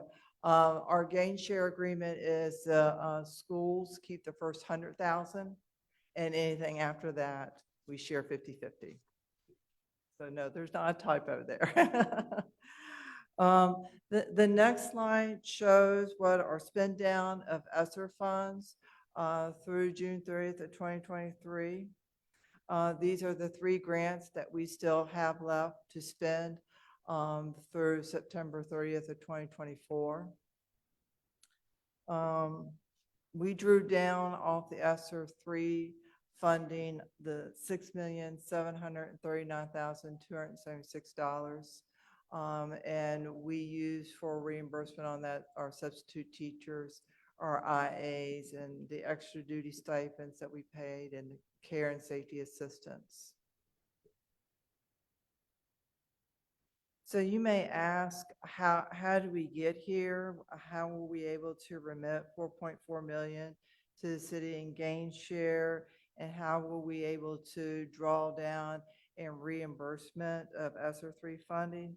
Well, we were fortunate, and our city gave us an increase in our annual appropriation of $4 million for 23 and 24. And this allowed us to maintain the services that we placed in the budget using the ESSER funding, and then use the funds to reimburse us for technology and personnel. And so this is the funding strategy that we used, and it gave us higher than typical gain share support for the CIP projects that we intended. Are there any questions? Any questions from the board? Starting to my left. To the right. All right. Thank you, Ms. Hoover. Thank you for that. And you had the budget update for 2025. Remember, it's one-time money, okay? All right, the next presentation is our budget priorities for the fiscal year 2025 budget development. The budget process is a collaborative approach with our stakeholders. The superintendent will put forth a needs-based budget. And a part of that collaborative approach is working with the school boards on setting the priorities for the FY25 budget. So at our October 29th budget work session, we heard the school board tell us that they want us to focus on student achievement in the areas of literacy, alternative pathways, academic learning. We want to continue our building modernization. We want to continue to enhance K-Tech with our acquisition this coming fiscal year. We want to exceed our compensation and benefits. We want to continue to support and recruit our teachers and staff. And we definitely want to focus on our safety and security. And this slide just shows you how those budget priorities align to our strategic plan and priorities. So as we go forward, the key dates that we're looking at is next Thursday. The governor will introduce his state budget, and that proposed budget is what we will use for our revenues. And so at our January 4th meeting, I will bring back that information to you. And then we will go forth in January 18th with recommendations and changes for the from the FY24 budget to FY25. Are there any questions? Any questions, board members to the right? To the left? Oh, I've got a Oh, comment. Ms. Yeah, Dooley. so I know that we talk about this being a needs-based budget. And as we're putting together our budget, I don't want it to just be needs-based. You know, we've got some revenue. The city just had announced yesterday, I think $21 million of additional revenue that they found, or not found, but they have at the end of the last fiscal year. You know, we're seeing the needs that we have, and to address the needs and fully support our students costs money. And so I don't want us to go to the city feeling ashamed or embarrassed to be making a big ask, because the city and the community is making a really big ask of the schools and what we are being tasked with. And so, you know, I can only speak for myself, but as we're formulating this budget, I would hope that, you know, I know for so many of the past years, I guess, when I've just the last two on the board, you know, we had the thermometer and we were trying to bring our costs down to get the middle school reconfiguration, you know, financed and approved, but gosh, it shouldn't be this hard. You know, this should not be such a fight every single year to the city. And so, you know, to the parents and community members that are here, some of whom have left, you know, ask you to please bring the same energy to city council. They meet on the 18th, you know, just to please partner with us in funding these needs. I will just say, when I say a needs-based, that's what the Code of Virginia says. And we will do all of our best to take all of our needs and then some to the city. Absolutely. Mm-hmm. Anyone else? All right, thank you, Ms. Hoover. Thank you. Next on the agenda is board responses to written reports, school board member committee reports, and the outcome of the student disciplinary matters of December 4th, 5th, and 6th have been recorded and submitted and duly noted. Our next item on the agenda is comments from the community. I guess, do you have something? We can do it after comments. We're doing after comments, after comments. So, Mr. Como, do we have anybody in the Zoom room at this time? I did have somebody with their hand raised from a while ago, so I will call that person is Ariel Bruner. Ariel, if you're still looking to speak, I've promoted you up for speaking for 3 minutes, and you can unmute at this time, and floor is yours for 3 minutes. Hello. Can you hear me? Yes, we can hear you. Okay. Hello. My name is Ariel Bruner and I live at 293 Tennis Drive. I am a third grade teacher at Clark Elementary School in the city. And I just want to first express my support for Charlottesville City Schools, especially in the high school as well.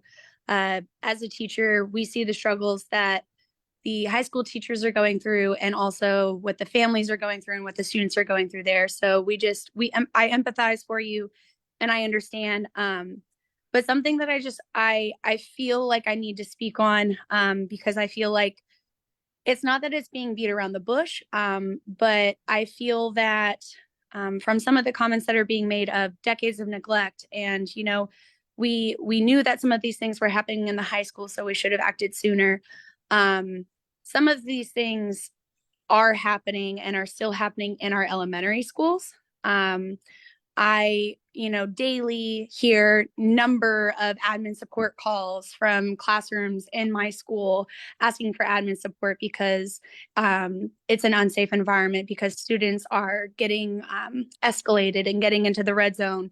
I've had to personally make a parent square post about Snapchat groups with students in my class body shaming each other and making comments about their family dynamics. And I just hope that with what we are seeing in the high school, that we understand that there is a huge need, not just in the high school, but there is a huge need in our elementary schools for the social emotional support and the mental support for our families and for our children.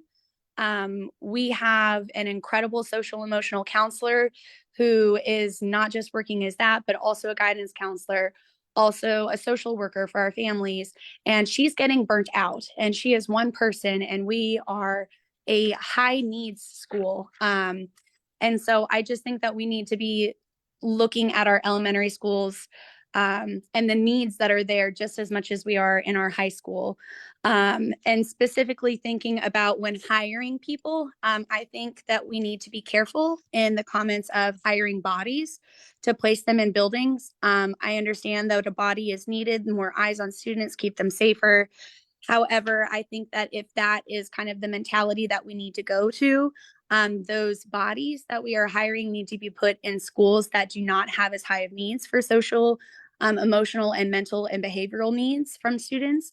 I feel that I attended the PL for the equity-based listening session, the last PL that we had, and I expressed concerns of the underqualified and inexperienced people that have been being put and hired into buildings that have extremely high needs for students, specifically Clark as well. So just please don't forget about the elementary schools, and we can stop this earlier than waiting until they get into the high school. So thank you, and Dr. Gurley, thank you for all that you do. Thank you. Is anyone else in the Zoom room, Mr. Como? Okay, sir, please come forth and give us your name. You have 3 minutes to speak. I am James Burnett, a CHS parent and a resident of Yorktown Drive. My thanks to the board and to Dr. Gurley for your transparency today and in the online FAQ. I, as a parent, appreciate your taking responsibility. There's a lot of challenges, obviously, that the whole school division deals with. It seems to me that in the responsibilities of the superintendent are to ensure effective leadership by those in charge of the individual schools in meeting those challenges. You can't do it all, but there are things under your purview. So I appreciate your taking responsibility. As a parent, I would like to ask the board to pursue an independent report of how we got to this point. I think there are a lot of things that will continue to be disputed online and will be the subject of speculation that the division will benefit from having clear, objective, external answers on. Things like hiring practices, things like what happened in the last principal search, division support for principals, questions I can't even begin to ask, but I think are out there we haven't maybe fully addressed and can't address without an objective, independent report. I would also ask the board if it's in its purview to ask for and to share with parents, or something this is maybe the superintendent's office can do, but very specific and transparent updates on the principal search, the geographic scope of that search, whether there are resources for a search firm, whether that's a good or bad idea, how many candidates are applying. It seems like one of the most important things that the division will do is to find the next great leader of Charlottesville High School. And so keeping parents, the whole community in the loop on that search, I think would be a great move. Thank you all. Thank you. Is there anyone else in the audience who'd like to come forth?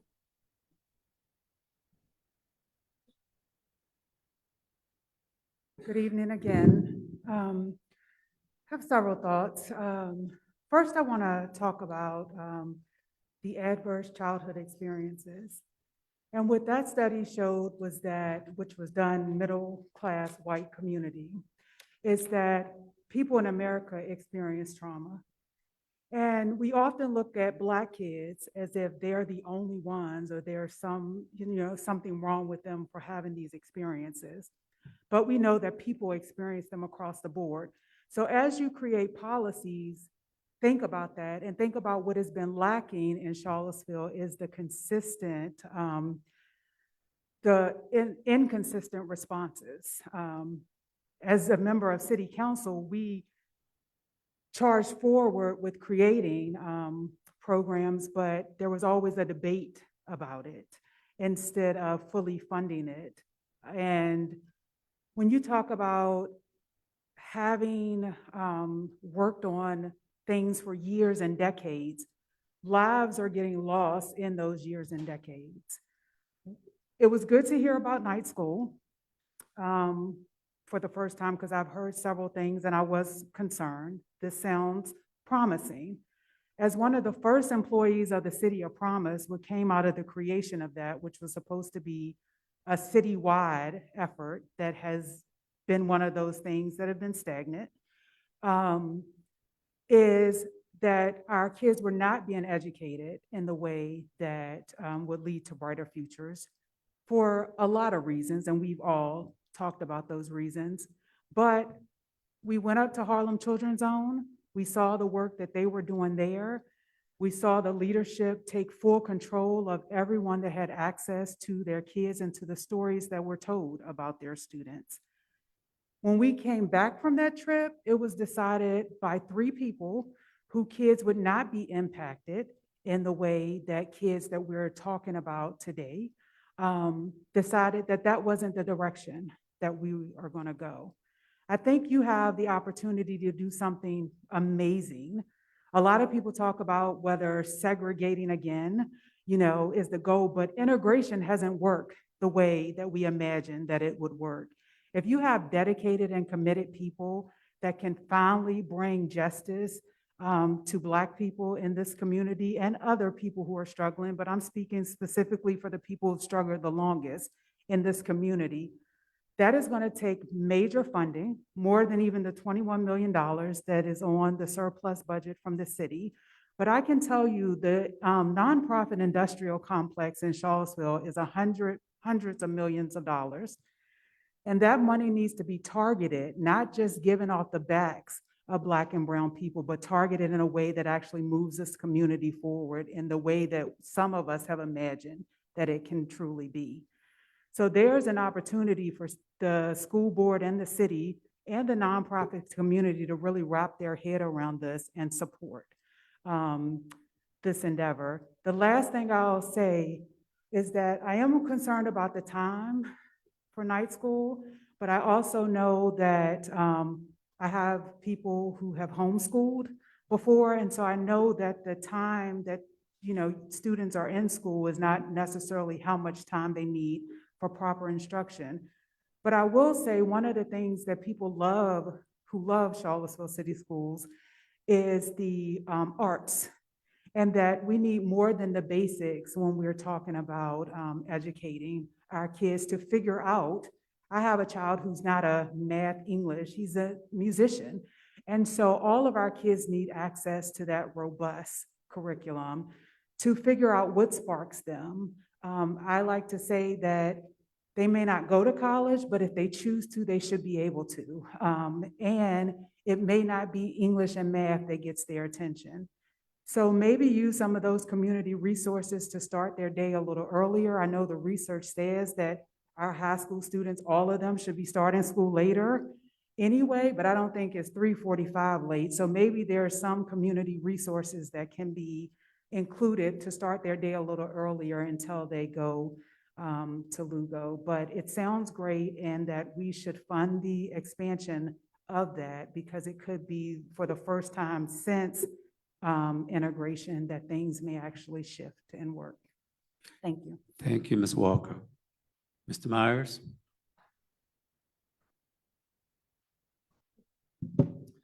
Chris Meyer, 124 Oak Lawn Court. I'd like to start by thanking the retiring school board members. I think 4 years was a long 4 years. You served during COVID, probably the crisis of our generation in some way, and there's a lot of other challenges in the world, but you helped guide the ship through that time, and thank you for that. I think, unfortunately, you're right, we're seeing the impacts of that on our children, and again, trying to work through some of those problems now. I want to thank Dr. Gurley for your remarks. Yeah, I don't think you are entirely responsible for everything that happened. There's a lot of stuff that, again, as we all noted, brings in, but I appreciate that. I think you identified some of the problems that you can do better on in the future, and have a plan for that.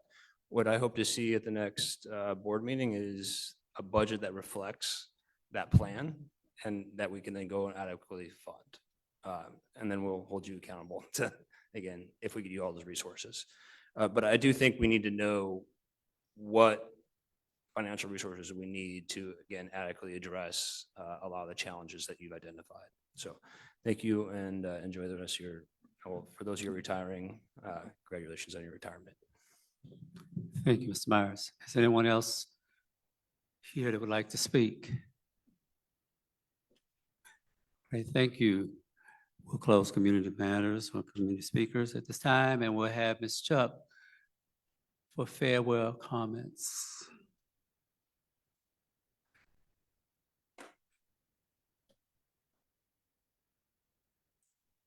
Thank you again.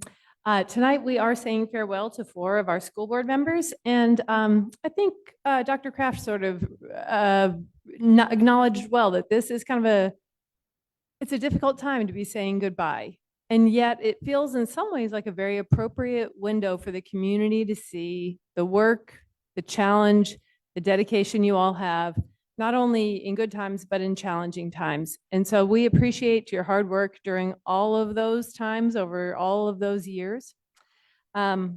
We know, and again, Dr. Kraft mentioned this too, that you may not feel like you want to leave right now, and we are utterly confident that each of you will remain active and engaged with our schools as watchful eyes, as wise counsel, as cheerleaders, all of those things. And we are just glad to know that you will still be walking alongside us. So in order of shortest to longest service to our schools, I would like to thank Ms. LaShundra Bryson Morseberger for 4 years of service.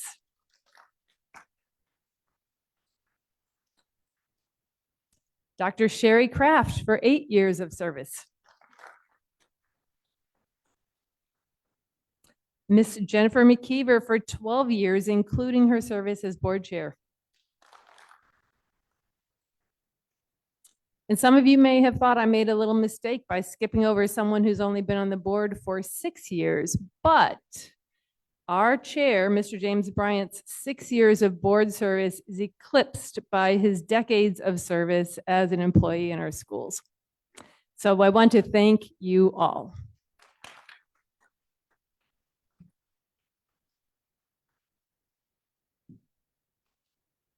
Thank you, Beth. Okay, moving right along. We now have comments from the board. Ms. Turner, you up? Good evening, school board, Dr. Gurley. So, this is also the last time that I will be here. the student rep this last board meeting that I have to go to. So let's just get right into it. I have some farewell words of my own, but we're not there yet. So some positive things going around in the school. The snack bar. Just like, I actually don't really buy stuff from the snack bar, but a couple of my peers told me that like they really like that you have a snack bar, they can get ice cream and stuff like that. Next up, clubs and sports. Shout out to the Key Club and the Spanish Club. I am a part of both. Ms. Hodges and Senor Erickson, two of my favorite teachers. Just great clubs. And sports, shout out to the cross country team for an amazing season, and the indoor track team for their meet that happened 2 days ago. I know they did great. So go sports. And more like in building stuff. Some of my peers told me that having volunteers and building volunteers were very nice, very active. There are not as many students in the halls, and there were not as many people in the bathrooms as well. So for things that we could improve upon, communication and organization were the two biggest things. So first off, I would like to thank Dr. Odie, just school board members. I'm very grateful that I was able to have this experience to work alongside you all.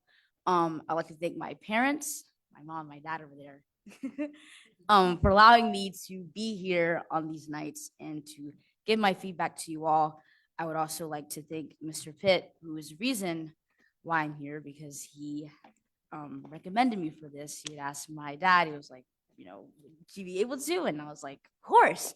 I am just so grateful. I'm really finding it hard to express how grateful I am, but just thank you all for being so nice and so welcoming. And for the school members who are retiring, thank you so much for your tireless and countless hours of work and service to the schools, to the community. Just thank you so much. And thank you all. I'm forever grateful, and I will try to stay as active as I can. Just thank you. Thank you, Ms. Turner, for your willingness to serve. Ms. Torres.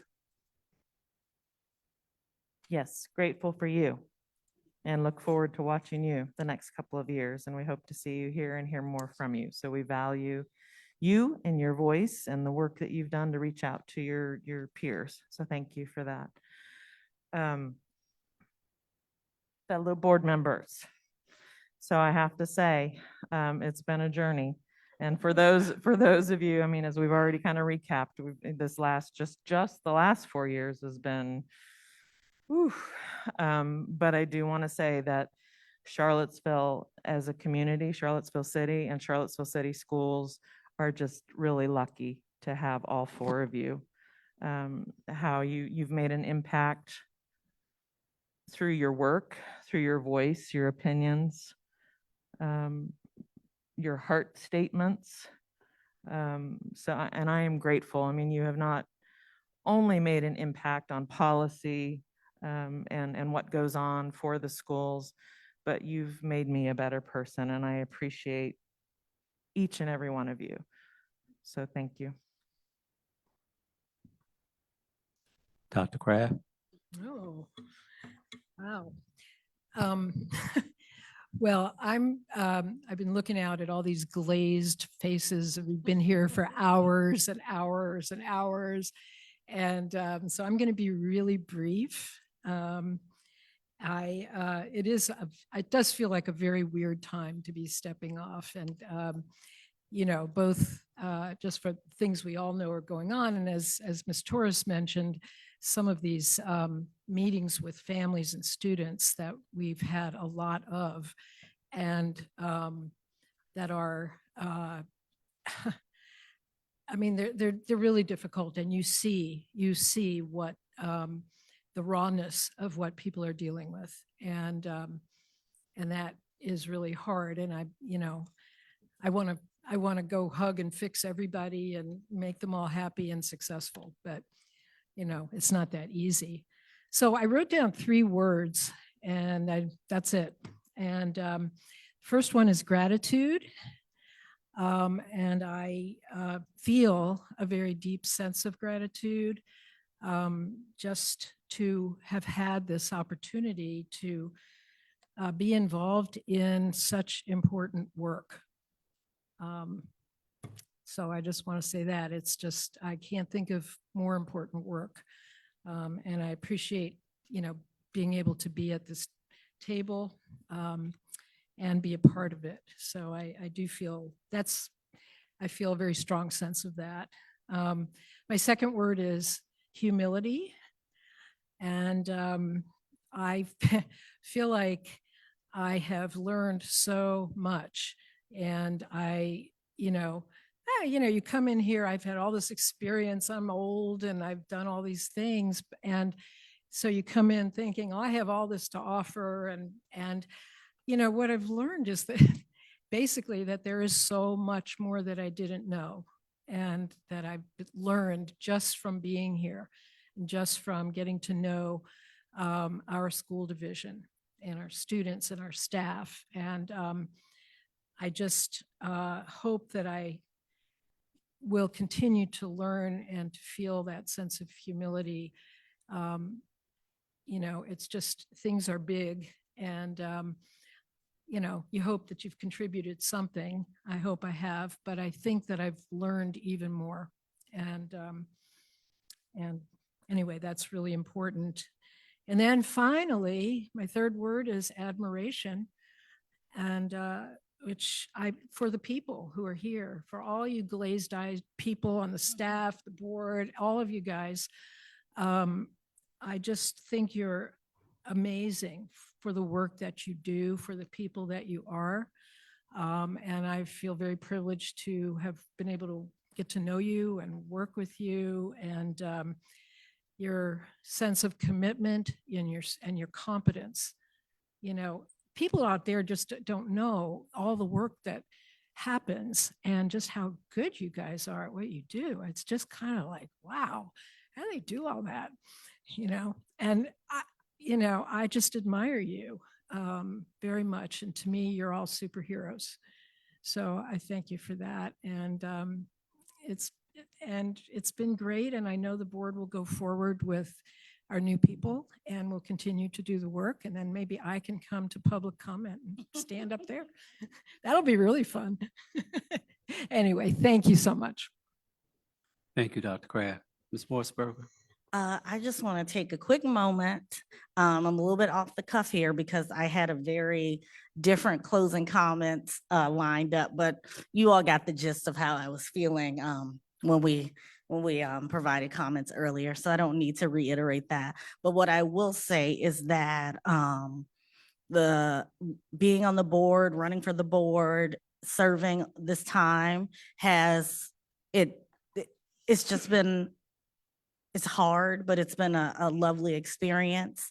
And you have 7 people working together along with the superintendent and the administration. And I can genuinely say everyone on this board and the past board members we've served with, we've all wanted what's best for the children and best for the division. And, we've had lots of disagreements and fights about how we get there, but that's always been the guiding light. And so I just want to say I appreciate everyone. I appreciate our disagreements. I appreciate our fights. I appreciate your perspectives. I want to thank Dr. Gurley for accepting this position and coming to lead this division. I want to thank Julia and Leslie for always keeping me on track. And when I call them and say, I don't know where I'm going, where's the meeting?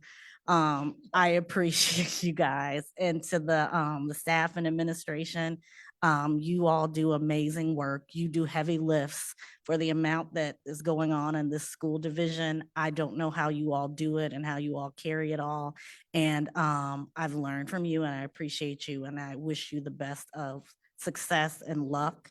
And to Beth Chuck, I've learned from Beth Chuck, if she's listening or in the room, to always be the coolest head, most level-headed person in the room, because I have a tendency to come in hot in defense of people that I know who are doing their very best and don't deserve what is coming toward them, but she has always been an example that I can follow. So I thank you very, very much for that.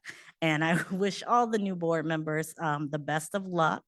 And although this is our last board meeting and my time is coming to an end, I believe that Mr. Bryant is going to show me the ropes of monitoring the cafeteria here at the high school a day or two a week. So we'll still be around, but thank you everyone for all that you do. I appreciate you. Thank you, Ms. Morris Perkins. Mr. Morris. Last Friday, I attended the morning meeting at Venable. Yeah, and you know, even though I've been in education for what, 12 years or so now, I was reminded of something that we all need regardless of our age. Recognition. To see the smiles on their young faces when their names were called for their birthdays, when they were called for their groups and their grades, to just be recognized is very important, regardless of what age we are. The second thing was movement. Movement. When we think about early education, we always want to ensure that young people have an opportunity to move, and sometimes that gets lost. And I'm speaking as a person that's in the classroom today. Movement is very important for all of us. And then lastly is community. We've heard a lot about community in regards to our discipline and safety, but really being able to enjoy each other's energy and our vibe and being able to communicate and have some disagreement, but we really do enjoy each other. I want to keep those three things in mind as we transition into a new board. Over the last 2.5 years or so, we will essentially have almost an entirely new board except for one member. You have a new superintendent. There's a great opportunity for change in bold action. I think we are moving that way, but I think, and maybe what you might have been alluding to, Ms. Dooley, in terms of the budget, is being bolder in some of our asks and being bolder in some of our approaches. Some of the data that has been released and we've talked about in some different forms is referring to national data.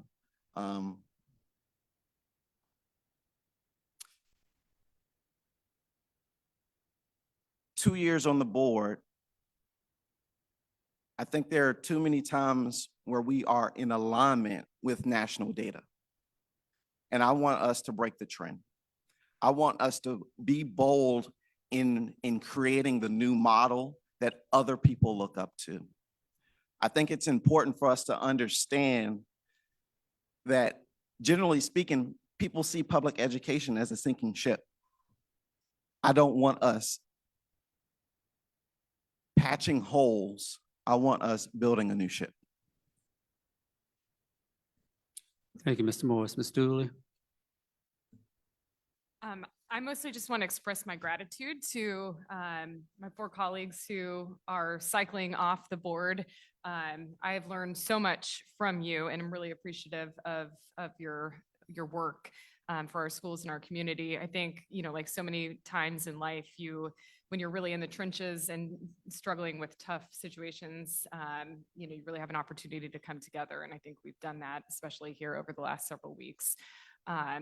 But we are working in a system and it's a process and the work's ongoing. So I'm also looking forward to working with our new colleagues that are coming on board to continue all of these efforts and all of the work that you 4 have started.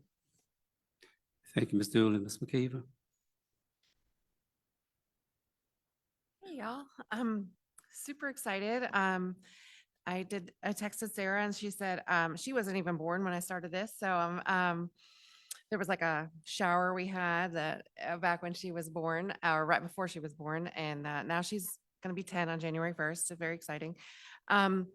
But I said, hey, I'm at my last school board meeting, and she was very excited because now I get to spend more time with her. So that's exciting. But we were at the All City Band concert last night. So that was so fun. I just really excited that I still get to be part of and continue to, just be smack in the middle of all this city school stuff. I just, being a mom of 4 children, basically, who, they were basically, well, they were a little bit younger when I was here, started here, my time here. And I'm just feel really privileged that I still get to be here and see kind of the work continue. I just also want to caution people that perception is not reality 100% of the time. I just don't want, I think Charlottesville's a pretty smart place, but sometimes I'm just always stunned that people think that nothing, that what is being said is what's true. And I just really caution you. And if you have questions, I would just call the superintendent, call the board chair, call your school board member, or send an email. I mean, it's just a lot we're happy to talk about. We cannot talk about it in a group setting. We cannot talk about it in writing. There's a lot of things that we're not going to talk to you about, that we don't want it to end up on the front page. But and we're not going to talk about things that are personnel or student, related to individual students, but we really have a lot going on here and we're happy to talk to you about it. And there's a lot of things that we're working on, like the October 19th work session we talked about security updates. So we're just always working on things. And I think you'd be surprised to know that the discipline meetings that we had last year really kind of where we asked a lot of hard questions of Dr. Gurley and asked him to come up with new things. And that's where these things are coming from. This is not something that happened overnight. Night school did not happen last week. This has been happening for 9 months. This is something that, and I just really encourage you to think deeply and critically, like we've asked Dr. Gurley and his team to do since he's come here, because these are issues that we have been talking about and talking about and talking about, and the foundation has been laid. And so, yeah, the perception is not the reality. And I just encourage you to keep asking the questions. And if you have ideas, and just like Ms. Harris said, bring a solution, because we're happy to talk about it with you. We don't have all the solutions. I always like to say, I'm wrong a lot. And I'm happy to be wrong, because that means we're trying. And just like I want our students to try, I want failure works too, because that means you've tried. And I just really want people to understand that this division is trying and we're open, and the communication, is two-way street, and we are here, that we've always been very open. I know that the future school board is really open as well. The pieces are in place, and Dr. G I'm just real proud that an iteration of this school board hired him, and I'm gonna miss this time, but I'm also so excited for the future and what that opportunity holds for me. So good luck to all of you. And I'm sure everybody will miss my diatribes about foreign language and algebra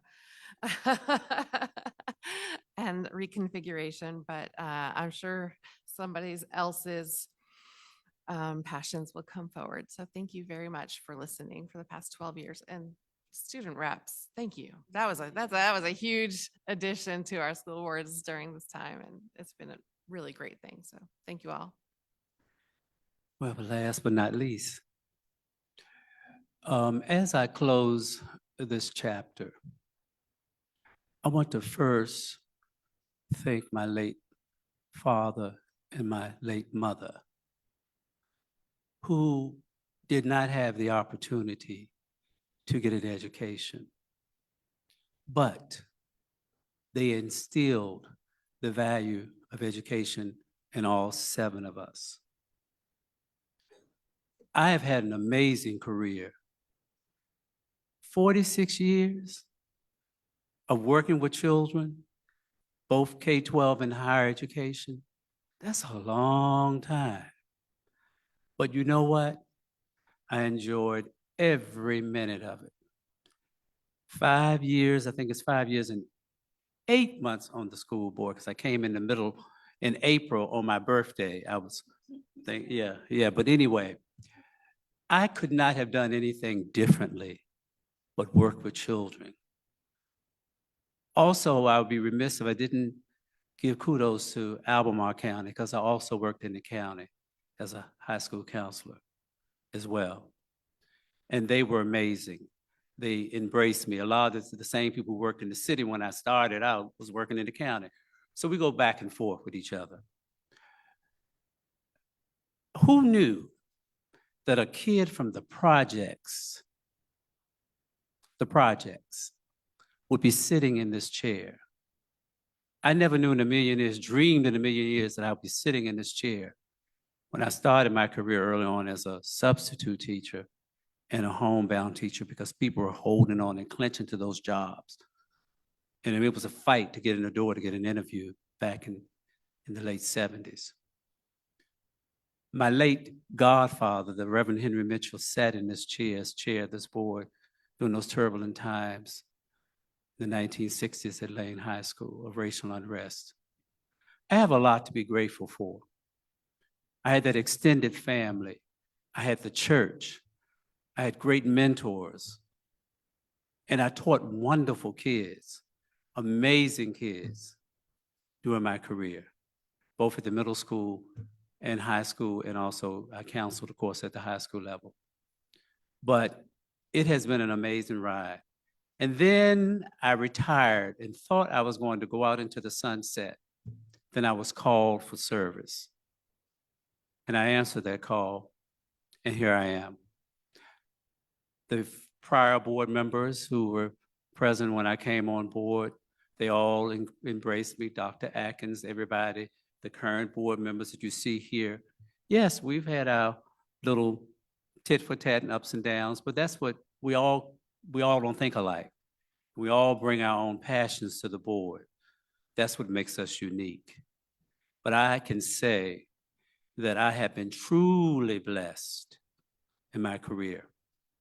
And the highlight, we talked a lot about children tonight, and I want to say to the young people tonight, when you walk in the doors, you're here to learn, to share your talents. The teachers are waiting with open arms to embrace you, to encourage you, to educate you, so that you can become productive citizens in wherever community you decide to live. But I think when I think about the highlights in the short time I've been on the board, I think about reconfiguration, how they kicked the can down the road, and we finally, with the help of the community, the parents, and the school board, we got that thing done. And those kids are going to benefit from that new school, Charlottesville Middle School, in 2026. And also the preschool. Can't forget about the little ones, because that's the foundation at Walker. And then here walks in Dr. Gurley. And Lisa led that charge and rallied the troops, and the rest of the board, and the rest is history. Dr. Gurley, we are honored and proud to have you here at Charlottesville City Schools. I have seen and have witnessed history. This is historical. What we were like 50 years ago and what we are like now, it's a dream come true. I'm proud of you. You're smart, you're compassionate, and you're caring. You have all of those attributes that are going to continuously take you further in your career. This is just the beginning. And to the new board members coming on, we're leaving you a legacy. And I'm sure you're going to step up and be the board that we have been, and even more. We're not asking you to be like us, because you're going to bring your own thoughts and attributes to this board. But Dr. Gurley is the right person for this position. And I want to thank the community, because you are with us. You encourage us, even though sometimes things are not going in the right direction, but you're here. You're supportive of this board. And I can say, Charleston City Schools and the students and the teachers that work in this school system are top-notch. I've worked with many of them, and I know firsthand. And Lord help our staff members, how do you all do it? You work behind the scenes quietly, going about doing your business or being about the business. And our clerks, thank you, ladies, because you two keep us in track. Be here, be there. You all are amazing, and we are blessed to have you. So to my fellow board members, I thank you for giving me this opportunity. Thank you so much. And for those of us who are going off into the sunset, that's just the sun. We're just going to go off in the sunset. We still will be here to do whatever we can to continue to make Charlottesville the best school system in the state. So thank you so much.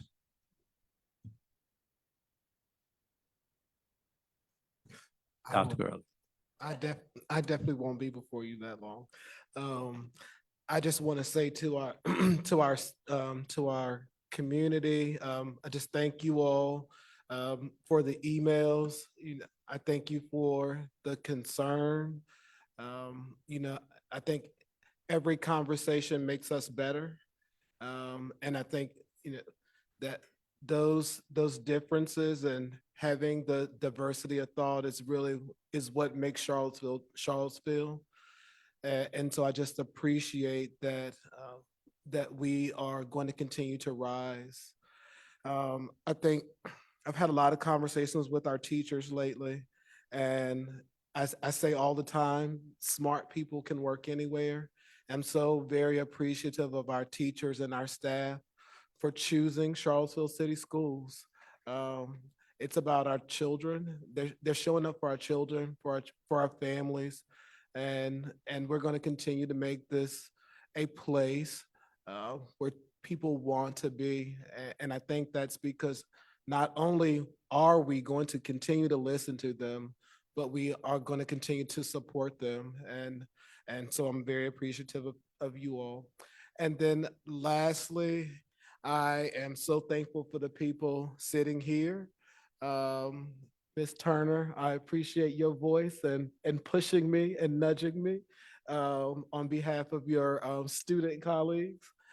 And to our board members that are returning, board members that are returning, I'm looking forward to continuing to trailblaze with you all. But our retiring board members, I am so very appreciative of all of you all. Some of the first faces I saw here in Charlottesville City Schools. And so I will definitely miss you. I will definitely miss the nudging me and giving me the green light to just lead. And I'm so very appreciative of that. And I'm still only a phone call away. Thank you all. Have a good one. Thank you, Dr. Gurley. Well, Ms. Swift, you're up with work session wrap up. Ooh. So there were a couple requests. One, to consider future opportunities for more embedded courses. And then to create our grading policy to present that prior to the grading scale changes proposed in the program of study. So we'll work on that and present that to you all. And then just those of you leaving, thank you so much for your service. And everyone on the board, thank you. And Dr. Gurley, thank you for everything you do. Thank you, Ms. Swift. And before I get into announcements of future meetings, again, thank you, Ms. Turner, for your valuable service. We love you to death. Thank you so much. All right, new board members, are you listening? Here it goes. January 4th, 2024, you will have your first school board meeting here at the Booker T. Reeves Media Center. January 10th, you will have a joint work session with the City Council at 5 o'clock at Walker Upper Elementary School. January 28th, school board budget work session, presentation of the superintendent's recommended changes to the FY 2025 budget at 5 o'clock at Walker on January 18th. February 1st, school board meeting, 5 o'clock here in the Media Center. February the 7th, you have a joint work session with City Council again at 5 o'clock at Walker. February 15th, you'll have another joint work session at 5 o'clock at Walker. Yes, February 22nd, the Charlottesville City School Board meeting. You will be the approval of the superintendent proposed budget, 5 o'clock, here at Charlottesville High School. Good luck and congratulations, new board members. We love you. Without any further ado, do we have a motion to adjourn? All in favor? Aye. Meeting adjourned.